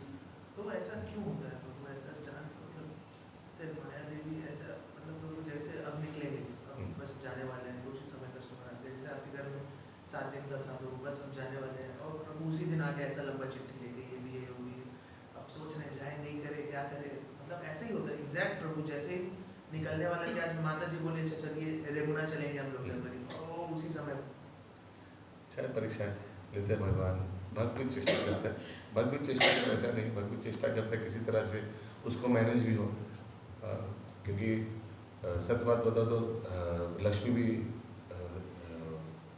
सबके जीवन में, भक्तों के जीवन में भी लक्ष्मी का बहुत प्रेजेंस रहता है। लेकिन जो भक्त को 100% शरणागत है वो सचमुच निकल जाएगा, वो निकल जाएगा, और भगवान का दायित्व हो गया अभी उसको पूरा करने का, वो लिस्ट को सप्लाई करने का। वो now it is Krishna's duty, not my duty. I am going to go to your place, now it's your duty to take care. उतना शरणागत होना चाहिए। 7 दिन भागवतम ऐसा जगह में रिसोर्ट रखे थे कि दूर दूर तक कहीं शॉपिंग मॉल भी नहीं था कि आपको तो बहुत तकलीफ हो ऐसा गया। जगह में रखा कुछ भी चाह करके भी कुछ नहीं खरीदा। किंतु यह छुटकारा सिद्ध अवस्था नहीं है। इस मुक्त अवस्था को प्राप्त कर लेने के बाद भगवान की भक्ति में लगना होता है। ब्रह्मभूत मोक्ष अवस्था प्राप्त करने के बाद मनुष्य भक्ति में और अधिक अग्रसर हो सकता है। इस तरह भगवान की दिव्य प्रेममयी भक्ति की यह प्राप्ति ही जीवन का लक्ष्य है। और जो व्यक्ति मथुरा मंडल में कुछ क्षण भी निवास करता है उसे यह सरलता से प्राप्त हो जाती है। इसके आगे भी कहा गया है, ऐसा कौन होगा जो मथुरा भूमि की पूजा करने को तैयार नहीं होगा। मथुरा समस्त कर्मियों एवं मुमुक्षुओं का इच्छाओं एवं आकांक्षाओं से उद्धार करने वाली है। मुमुक्षु माने मुक्ति का। मथुरा उन भक्तों की इच्छाओं को अवश्य पूरा करेगी जो केवल भगवत भक्ति में तल्लीन रहने की आकांक्षी है। वैदिक साहित्य में भी यह कहा गया है, कैसी विचित्र बात है कि मथुरा में एक दिन भी वास करने से मनुष्य को भगवान के प्रति दिव्य प्रेम भाव उत्पन्न हो जाता है। यह मथुरा भूमि अवश्य ही वैकुंठ धाम से अधिक गरियसी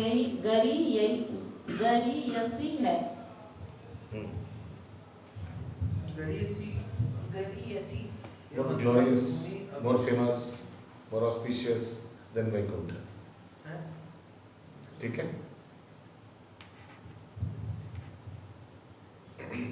इसको इस तरह से लीजिए, एक तो मथुरा माने यहाँ सिर्फ मथुरा नहीं, वृंदावन मथुरा पूरा मिलाकर। दूसरा वैकुंठ से तो है गरियसी, क्योंकि वृंदावन तो माधुर्य है और वैकुंठ तो ऐश्वर्य है। ऑपुलेंस वैकुंठ में है, लेकिन मधुरता तो वृंदावन मथुरा में ही है। हालांकि मथुरा को कभी हम लोग उसको ऑपुलेंस में रखते हैं, क्योंकि मथुरा हाँ, और गोकुल को वृंदावन के साथ जोड़ते हैं, लेकिन गोलोक वृंदावन का एक पार्ट तो मथुरा भी है, मथुरा द्वारका सब तो गोलोक वृंदावन का पार्ट भी है। यस, गोलोक वृंदावन का और एक पार्ट है नवद्वीप। नवद्वीप भी है। यस, भगवान का औदार्य धाम गोलोक वृंदावन का पार्ट है। मथुरा को भी ऐश्वर्य नहीं बोल सकते क्या? मथुरा में तो भगवान राजा थे ना? हाँ, राजा नहीं थे, राजा तो उग्रसेन नहीं थे, थे, लेकिन राजा उग्रसेन थे। भगवान जीता, लेकिन जीत करके फिर दादू को ही राजा बनाया। और द्वारिका में भी भगवान राजा नहीं थे, भगवान राजकुमारी थे, क्योंकि हालांकि हम लोग द्वारकाधीश बोलते हैं, द्वारका का राजाधीश बने राजा, लेकिन ये द्वारका ये सब मथुरा के अंडर में थे। चक्रवर्ती राजा तो उग्रसेन ही थे, चक्रवर्ती राजा उग्रसेन। चक्रवर्ती माने बहुत राजाओं का राजा उग्रसेन ही थे, उनके नाना जो थे वही। नाना। नेक्स्ट पढ़ेंगे। यस, चैप्टर 15 श्रील प्रभुपाद की चैप्टर 15 का नाम भक्ति के 5 प्रबल रूप। हाँ बोलिए। प्रभु 15 है नहीं 13 वही हम देख रहे थे, आप लोग जगह हुए तो 2 जन जगह हुए। यस, श्रील रूप गोस्वामी ने बतलाया है कि 5 प्रकार के भक्ति कार्य मथुरावास, भगवान के अर्चा विग्रह की पूजा, श्रीमद् भागवत का पाठ, भक्ति की सेवा तथा हरे कृष्ण मंत्र का कीर्तन। याद है वो श्लोक, ये 64 अंग में से जो 5 मुख्य है, याद है हमने लिखा था श्लोक? ये इतने प्रबल है कि साधु संग नाम कीर्तन, भागवत श्रवण, मथुरावास, श्री मूर्ति श्रद्धा सेवन। ये इतने प्रबल है कि इनमें से किसी भी एक के साथ थोड़े से अनुराग से नव दीक्षित में भी भक्ति भाव विकसित हो सकता है। श्रील रूप तो गोस्वामी ये पांचों में से ये 5 इतना शक्तिशाली है, कोई एक अगर अच्छा से हो तो शुद्ध भक्ति विकसित हो सकता है। उसीलिए ये 64 में से ये 5 टॉप मोस्ट है। आगे श्रील रूप गोस्वामी ने भगवान या अर्चा विग्रह की पूजा के विषय में जो श्लोक लिखा है उसका अर्थ निम्नलिखित है। हे मित्र, यदि आपको अब भी इस भौतिक जगत में अपने मित्रों की संगति का आनंद उठाने की इच्छा है तो आप किसी घाट, वृंदावन में स्नान घाट के तट पे खड़े कृष्ण के स्वरूप को मत देखना। वे गोविंद कहलाते हैं और उनकी आंखें अत्यंत मोहक है। वे बांसुरी बजा रहे हैं और उनके सिर पे मोर पंख है। उनका सारा शरीर आकाश की चांदनी से प्रकाशित हो रहा है। हाँ, तो मत देखना, देखने से सब मित्रता, भौतिक मित्रता सब चला जाएगा। इस श्लोक का तात्पर्य यह है कि यदि कोई अपने घर में पूजा करने से भगवान कृष्ण के अर्चा विग्रह या श्री मूर्ति के प्रति अनुरक्त है तो वह तथाकथित मित्रता, प्रेम तथा समाज जैसे अपने संबंधों को भूल जाएगा। इस तरह हर गृहस्थ का कर्तव्य है कि भगवान के अर्चा विग्रह को अपने घर में स्थापित करके अपने परिवार वालों के साथ पूजा करना शुरू कर दे। इससे क्लब हो, सिनेमा घर हो तथा नृत्य आयोजनों में जाने तथा धूम्रपान, मद्यपान जैसे अवांछित कार्यों से प्रत्येक मनुष्य को मुक्ति मिल जाएगी। यदि घर पे अर्चा विग्रह की पूजा पर बल दिया जाए तो ऐसी सारी व्यर्थ की बातें भूल जाएंगी।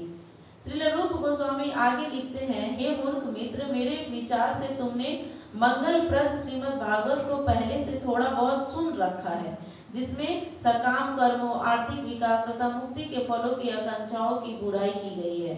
अब निश्चित रूप से श्रीमद् भागवत के 10वें स्कंद के कृष्ण लीला विषयक श्लोक तुम्हारे कानों से धीरे धीरे प्रवेश होकर तुम्हारे हृदय में जाएंगे। श्रीमद् भागवत के प्रारंभ में कहा गया है। सब समझ में आ रहा है क्या चल रहा है? कोई सेंटेंस अगर समझ नहीं आया तो रोक दीजिएगा, कोई दिक्कत नहीं है, ठीक है? श्रीमद् भागवत के प्रारंभ में कहा गया है कि जब तक मनुष्य में कर्म कांडों, आर्थिक विकास तथा ब्रह्म से दामन मुक्ति के सकाम फलों को कूड़े के समान निकाल कर बाहर फेंकने की योग्यता नहीं आ जाती, तब तक वह श्रीमद् भागवत को नहीं समझ सकता।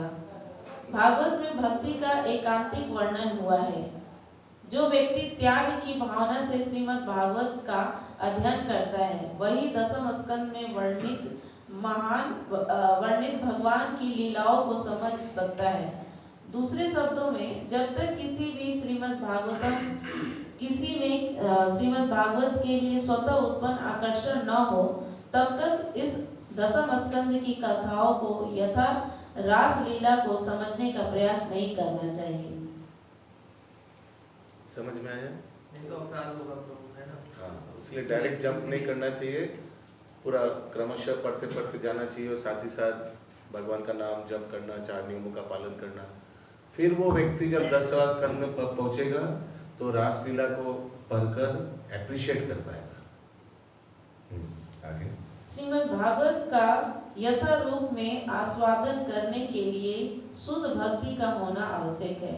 श्रील रूप गोस्वामी के उपयुक्त 2 श्लोकों में कुछ रूपकात्मक उपमाएं पाई जाती है, जो अप्रत्यक्ष रूप से भौतिकतावादी समाज मैत्री तथा प्रेम की संगति की भर्त्सना करती है।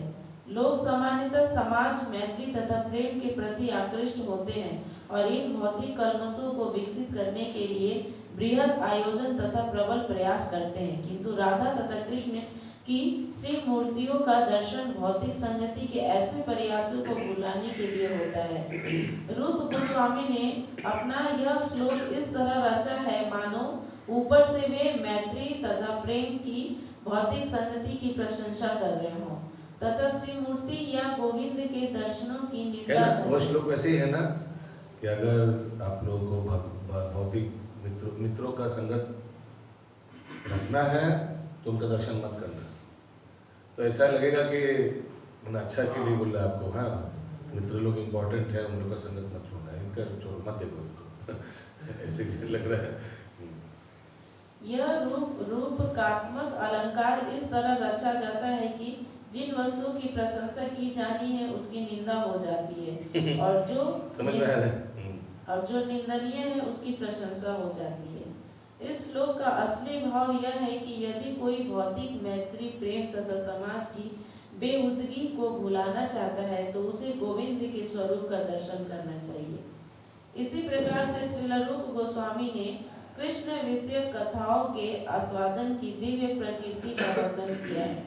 एक बार एक भक्त ने कहा, यह आश्चर्यजनक लगता है कि जब से मैंने अपने अश्रुओं से नहलाए गए भगवान को देखा है, अश्रुओं से हाँ देखा है, तब से मेरे शरीर में कंपन होता है और मुझसे मेरा एक भी भौतिक कार्य नहीं हो पाता। तो ये अच्छा नहीं है, ये अच्छा या बुरा है? हाँ। उन्हें देखने के पश्चात मैं अपने घर में चुपचाप नहीं रह पाता हूँ, मैं सदा के लिए उनके पास जाना चाहता हूँ। इस कथन का तात्पर्य यह है कि जब किसी को सौभाग्य से शुद्ध भक्त का सत्संग मिलता है तो वह कृष्ण के विषय में सुनने, उसके विषय में जानने के लिए आतुर हो उठता है, अथवा दूसरे शब्दों में वह पूर्णतः कृष्ण भावना भावित हो जाना चाहता है। इसी प्रकार महामंत्र के श्रवण तथा कीर्तन के विषय में एक कथन है। कहा जाता है कि संतगण कृष्ण का निरंतर यशोगान करने वाले भक्त नारद के हाथ की वीणा के झंकृत तारों को सुन सके। अब वही ध्वनि मेरे कानों में प्रविष्ट हो चुकी है और मुझे परम पुरुष की उपस्थिति का निरंतर आभास हो रहा है। धीरे धीरे मैं समस्त भौतिक भोगों के प्रति सारी आसक्ति से विहीन होता जा रहा हूँ। फिर श्रील रूप गोस्वामी ने मथुरा मंडल का वर्णन किया। मैं यमुना नदी के तट पर खड़े भगवान का स्मरण करता हूँ। वे कदम के वृक्षों के बीच में अत्यंत सुंदर लगते हैं, जहाँ उद्यानों में अनेक पक्षी चहचहा रहे हैं। देख पा रहे हैं सब लोग? देख पा रहे हैं? फिर से पढ़िए, रूप गोस्वामी क्या बोल रहे हैं? मैं यमुना नदी के तट पे खड़े भगवान का स्मरण करता हूँ। वे कदम के वृक्ष के बीच में अत्यंत सुंदर लगते हैं, जहाँ उद्यानों में अनेक पक्षी चहचहा रहे हैं। ये सभी स्मरण मुझे सदैव सौंदर्य तथा आनंद की दिव्य अनुभूति प्रदान करते हैं। रूप गोस्वामी द्वारा वर्णित मथुरा मंडल तथा वृंदावन की अनुभूति अभक्तों तक को होती है।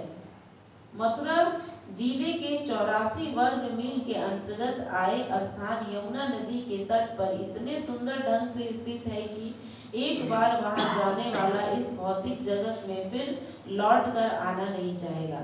श्रील रूप गोस्वामी के ये कथन मथुरा तथा वृंदावन के अनुभूत वर्णन है। ये सारे गुण सिद्ध करते हैं कि मथुरा तथा वृंदावन की स्थिति दिव्य है। अन्यथा इन स्थानों में हमारे दिव्य भावों के उद्रेक की संभावना न होती। प्रभु जी ये लाइन क्या है? इन स्थानों में हमारे दिव्य भाव के उद्रेक की संभावना न होती। उद्रेक Otherwise, there would be no possibility of invoking our जागृत का संभावना नहीं होती। जब कोई मथुरा या वृंदावन पहुंचता है तो ऐसी दिव्य अनुभूतियां तुरंत ही उद्दीप्त हो उठती है। भक्ति विषयक इन कथनों में कभी कभी ऐसा लग सकता है कि ये निष्कर्ष अति संयुक्तिपूर्ण है, किंतु वास्तव में अति संयुक्ति होती नहीं है। हाँ, लोग सोचे तो बढ़ा चढ़ा के बोल रहे हैं, लेकिन ये बढ़ा चढ़ा के नहीं, सत्य ऐसे ही है। प्रभु जी जब सत गोस्वामी वृंदावन में थे, मतलब ऑलमोस्ट 450 इयर्स बैक, हाँ, तब का ये वर्णन है। हाँ, बट तब का ये वर्णन हो सकता है, लेकिन इटरनली एप्लीकेबल, आज भी एप्लीकेबल है। जैसे कि शास्त्रों में प्रमाण मिलते हैं कि कुछ भक्तों को ऐसी संगति से अविलंब फल प्राप्त हुए, यद्यपि सबों के लिए ऐसा संभव नहीं है। उदाहरण, चारों कुमारों मंदिर में अगुरु की गंध सूंघते ही भक्त बन गए। बिल्लव मंगल ठाकुर हरे कृष्णा, यहाँ अगरू लिखा है, लेकिन वहाँ तुलसी दल लिखा हुआ है। लेकिन तुलसी दल के अलावा भगवान के चरणों में अगरू का सेंट भी आता है, वो सब मैंने भगवान के चरणों का सेंट से। बिल्लव मंगल ठाकुर ने कृष्ण के विषय में सुनते ही अपने सुंदर प्रेमिका को त्याग दिया और मथुरा वृंदावन के लिए रवाना हो गए, जहाँ और सुना था भी अपने सुंदर प्रेमिका के मुंह से ही सुना था, जहाँ वे पूर्ण वैष्णव बन गए। अतः ऐसे कथन न तो अति रंजित है, न ही कहानियां हैं। ये वास्तविक तथ्य है, किंतु कुछ एक भक्तों के लिए ही सही है और सबों पर अनिवार्यता लागू नहीं होते। यदि ये कथन अति रंजित लगे तो भी हमें अपना ध्यान नश्वर भौतिक सौंदर्य से कृष्ण भावनामृत के नित्य सौंदर्य की ओर मोड़ने के लिए उन्हें यथारूप मान लेना चाहिए। जो व्यक्ति बोलिए, यदि ये कथन अंतरंजित लगे, अंतरंजित का ओवर एस्टिमेशन इंग्लिश में लिखा है, बड़ा चढ़ा के, वही एग्जैजरेट लगे। कि बिल्वा मंगल ठाकुर को एक वैश्य ने बोला भगवान के बारे में, और वैश्य को छोड़ के भगवान की तरफ चले गए, ये बात हजम ना हुआ सर, ये लीजिए हजम बोला, तो वैसे कुछ हजम नहीं हो रहा कि प्रोस्टिट्यूट ने बोला और वो चले गए और अपने आप भी बाद में फोड़ दिया, लेकिन सत्य है। जो व्यक्ति पहले से कृष्ण भावनामृत के संपर्क में है, उसके लिए ये वर्णित फल असामान्य नहीं है। कुछ विद्वानों का तर्क है कि वर्ण तथा आश्रम के नियमों का पालन करने मात्र से मनुष्य उन सिद्धियों को पा सकता है जिन्हें भक्ति के अभ्यास से प्राप्त किया जाता है, किंतु आचार्यों को यह तर्क मान्य नहीं है।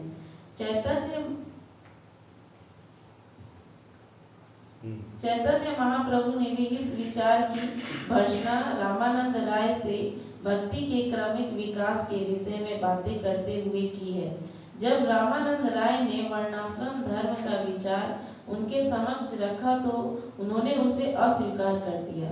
उन्होंने कहा कि वर्ण तथा आश्रम की यह प्रगति केवल बाह्य है, इससे भी अधिक ऊंचा, समझ में आया?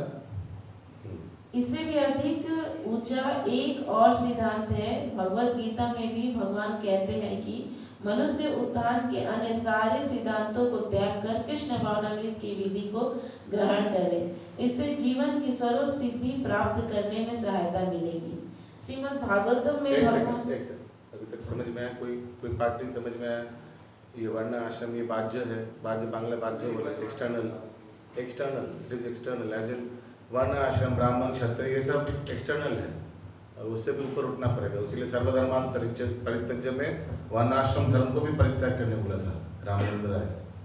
महाप्रभु जब पूछा था सबसे श्रेष्ठ क्या है, वर्णाश्रम को पालन करना, उससे श्रेष्ठ है उसको त्याग करना। ठीक है, तो वर्णाश्रम के ऊपर भक्ति नहीं डिपेंड करता कि आप ब्राह्मण कुल में जन्म लो या अपने गृहस्थ आश्रम में या कोई आश्रम में। कोई व्यक्ति जो आश्रम में ही नहीं है, जैसे फिरंगी जो उस समय प्रभुपाद के समय कहाँ उन लोग गृहस्थ में थे ना ब्रह्मचारी थे, कुछ नहीं थे, ब्राह्मण थे ना क्षत्रिय थे, कुछ नहीं थे। लेकिन एक चंडाल भी भजन कीर्तन करके हरिनाम लेकर वो ब्राह्मण से और वैष्णव बन सकता है, ब्राह्मण से श्रेष्ठ वैष्णव हो सकता है। तो इसीलिए ये एक्सटर्नल है वर्ण और आश्रम, यही प्रभुपाद जी बता रहे हैं। लास्ट पैरा श्रीमद् भागवत में भगवान स्वयं कहते हैं कि जब तक मनुष्य मेरी लीलाओं तथा कार्यों को सुनने के लिए स्वतः जनित अनुराग विकसित न कर ले, तब तक वह वर्ण तथा आश्रम के नियत कर्तव्यों को संपन्न करे। दूसरे शब्दों में वर्णाश्रम के नियत रूप अर्थ, काम तथा मोक्ष की प्राप्ति के लिए संपन्न धार्मिक अनुष्ठान है। ये क्या बोला प्रभु? वर्णाश्रम के नियत रूप अर्थ, काम अथवा मोक्ष की प्राप्ति के लिए संपन्न धार्मिक अनुष्ठान। लाइक दे रिचुअलिस्टिक, जैसे घर में धार्मिक अनुष्ठान होता है, पालन करना पड़ता है, कर्मकांड से पालन करना पड़ता है, वैसे वर्ण और आश्रम को पालन करना पड़ता है। जब तक व्यक्ति को स्वतःस्फूर्त स्पॉन्टेनियस भगवान के प्रति प्रेम ना हो, तब तक ये सब नियमों को पालन करना जरूरी है। ये सब मैंने वर्ण में रहना, आश्रम में रहना दरकार है। ये सारी क्योंकि बातें जैसे मैंने उस दिन उदाहरण दिया था रन अवे मैंने भगा के ले जाना, वो नहीं, रन अवे मैंने वो जो एयरपोर्ट में होता है ना, क्योंकि प्लेन को रन अवे चाहिए, तो उसे ही एक व्यक्ति को भक्ति करने के लिए वो वर्णाश्रम का प्लेटफॉर्म चाहिए, उसमें वो अच्छा से कटा पाएगा। फिर एक समय आएगा जब वो टेक ऑफ करता है, लेकिन टेक ऑफ के आगे वो स्पीड उठाने के लिए 250-300 किलोमीटर वो गति को लेने के लिए एक रन अवे चाहिए। वर्णाश्रम है, वर्णाश्रम धर्म है, वर्ण को पालन करते हुए चार वर्ण 4 आश्रम में कहीं एक अपने आप को फिक्स करना जरूरी है। अदरवाइज जस्ट हेलीकॉप्टर तो नहीं करके एकदम डायरेक्ट, हमको रन अवे नहीं चाहिए, उधर से 0 से उठेंगे।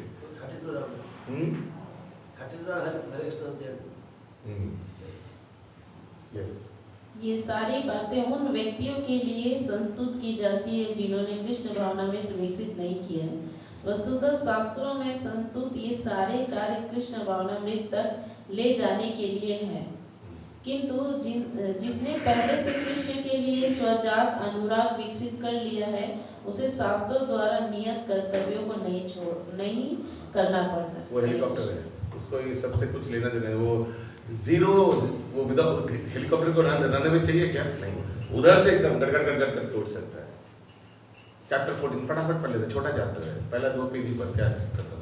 भक्ति की पात्रता। कुछ विद्वानों की संस्तुति है कि नहीं कोई बात नहीं, सुन लीजिएगा, उसके लिए तो रिकॉर्ड हो रहा है। कुछ विद्वानों की संस्तुति है कि भक्ति तक पहुंचने में ज्ञान तथा त्याग का महत्वपूर्ण कारक होते हैं, किंतु वस्तु स्थिति यह नहीं है। वस्तुतः ज्ञान या त्याग का अनुशीलन जो कृष्ण भावनामृत में पाव जमाने के लिए अनुकूल होता है, भले ही प्रारंभ में स्वीकार कर लिया जाए, किंतु अंततः उनका तिरस्कार करना पड़ सकता है, क्योंकि भक्त यदि आश्रित है तो केवल सेवा भाव या सेवा की इच्छा पर, अन्य किसी पे नहीं। उसे निष्ठा के अतिरिक्त और कुछ नहीं चाहिए। पटु भक्तों का अभिमत है कि मानसिक चिंतन तथा योग्य अभ्यास की कृत्रिम तपस्या भव बंधन से छूटने के लिए अनुकूल हो सकती है। यहाँ पे पटु भक्त मतलब जो एक्सपर्ट सीनियर डिवोटीज, किंतु इनसे हृदय अधिक कठोर बनता जाता है। ये भक्ति की उन्नति में बिल्कुल सहायक नहीं हो सकते। अतएव ये विधियां भगवान की प्रेमा भक्ति करने के अनुकूल नहीं है। वस्तुतः कृष्ण भावनामृत अर्थात स्वयं भक्ति ही भक्ति में जीवन में प्रगति करने का एकमात्र उपाय है। हाँ, तो कोई अगर सोची बहुत कठोर योग प्रैक्टिस, ऑस्टेरिटी, तपस्या, वो भक्ति में अच्छा होगा। हम लोग कार्तिक मास में कुछ खाएंगे नहीं, ठीक है, सिर्फ जल पी के रहेंगे, एक टाइम खाएंगे ऐसे, तो ठीक है, वो बेचारा खा रहा है, अब तक वो स्तर पे नहीं उठा के वो 24 घंटा भक्ति करे, लेकिन बोल दिया आज से हम लोग मठ अध्यक्ष बोल दिया सब एक टाइम भोजन करेंगे। बेचारा कर रहा है, लेकिन सारा टाइम क्लास कर रहा है, लेकिन सारा टाइम पिज्ज़ा और बर्गर के बारे में सोच रहा है। तो ऐसे उससे क्या होता है, हृदय कठोर हो जाएगा।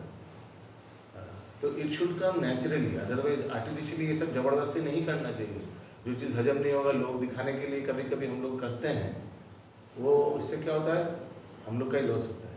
एक तो भजन कीर्तन होता ही नहीं है, और उल्टा हृदय भी कठोर हो जाता है। ज़्यादा तपस्या करने से हृदय कठोर हो जाएगा।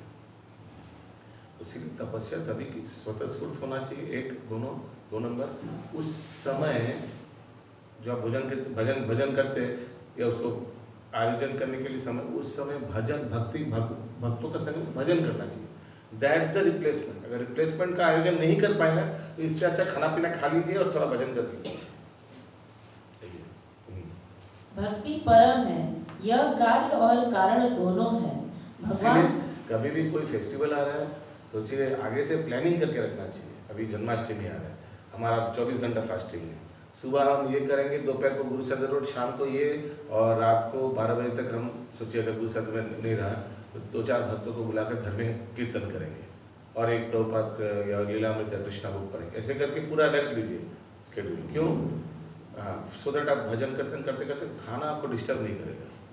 ऐसे करके पूरा आगे से सेट करके प्लानिंग करके। प्रभु यहाँ एक्स्ट्रा तपस्या के बारे में बोला जा रहा है, लेकिन जब हम लोग जैसे नए आए हैं, जब माता जी ने बोला कि नहीं ये 4 नियम फॉलो करना है, नो ईटिंग, नो इंटॉक्सिकेशन, वो तो कोई बोलना ही नहीं चाहिए। फर्स्ट ऑफ कभी नहीं बोलना चाहिए, ये सब फॉलो करना चाहिए। वो सब तो आएगा ऑटोमेटिक। लेकिन वो उसके लिए तो जबरदस्ती करना पड़ा था, नहीं हो रहा था। हो गया ठीक है, अपना लिए वो जबरदस्ती बोलना भी नहीं चाहिए। भक्त लोग अपने आप ही छोड़ देगा, इट शुड कम नेचुरल, टिकेगा।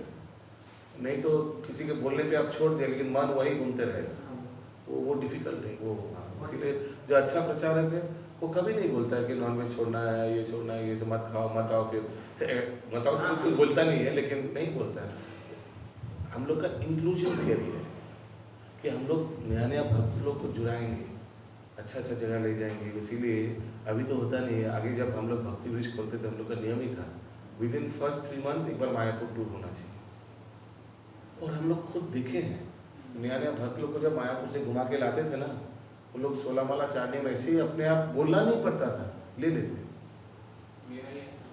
हाँ, वो बोलने से लोगों का मन को रखने के लिए, और अपना कितना सोचिए 20-30 साल 40 साल में कोई भक्ति में आया, 40 साल नॉनवेज को दबा कर रख के भजन कीर्तन करना पड़ रहा है, कितना उनको कष्ट हो रहा है सोचिए। उससे कठोर हृदय हो जाएगा। लेट इट कम नेचुरली, लोग व्यक्ति ऐसे ही छोड़ देंगे। कुछ केस में तो किया जा सकता है भगवान का सेवा के लिए, अगर ये कठोर हृदय भी अगर थोड़ा होता है या ये स्टेप लेना भी पड़ता है तो लॉन्ग रन नहीं होता है। भगवान का सेवा सभी तो भगवान का सेवा के लिए है।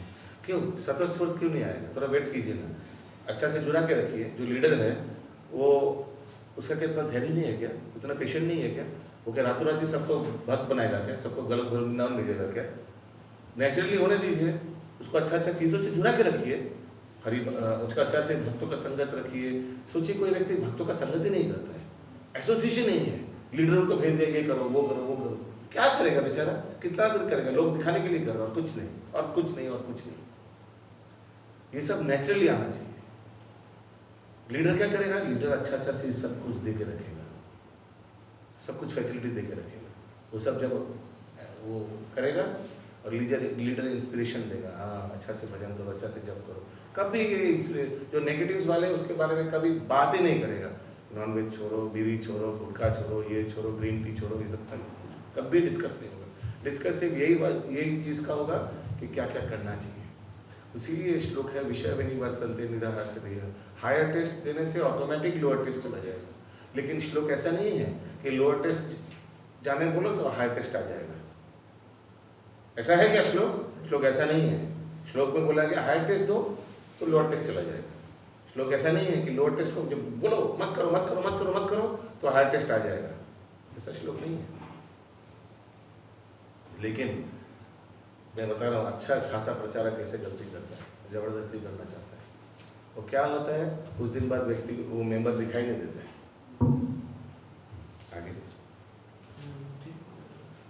भगवान सबों के कारण तथा कार्य हैं और उन ब्रह्म परम तो सबके सामने कितना सुना है हम लोग कोर कमेटी में आलोचना होता है, सबके सामने आप अपमान कर देगा।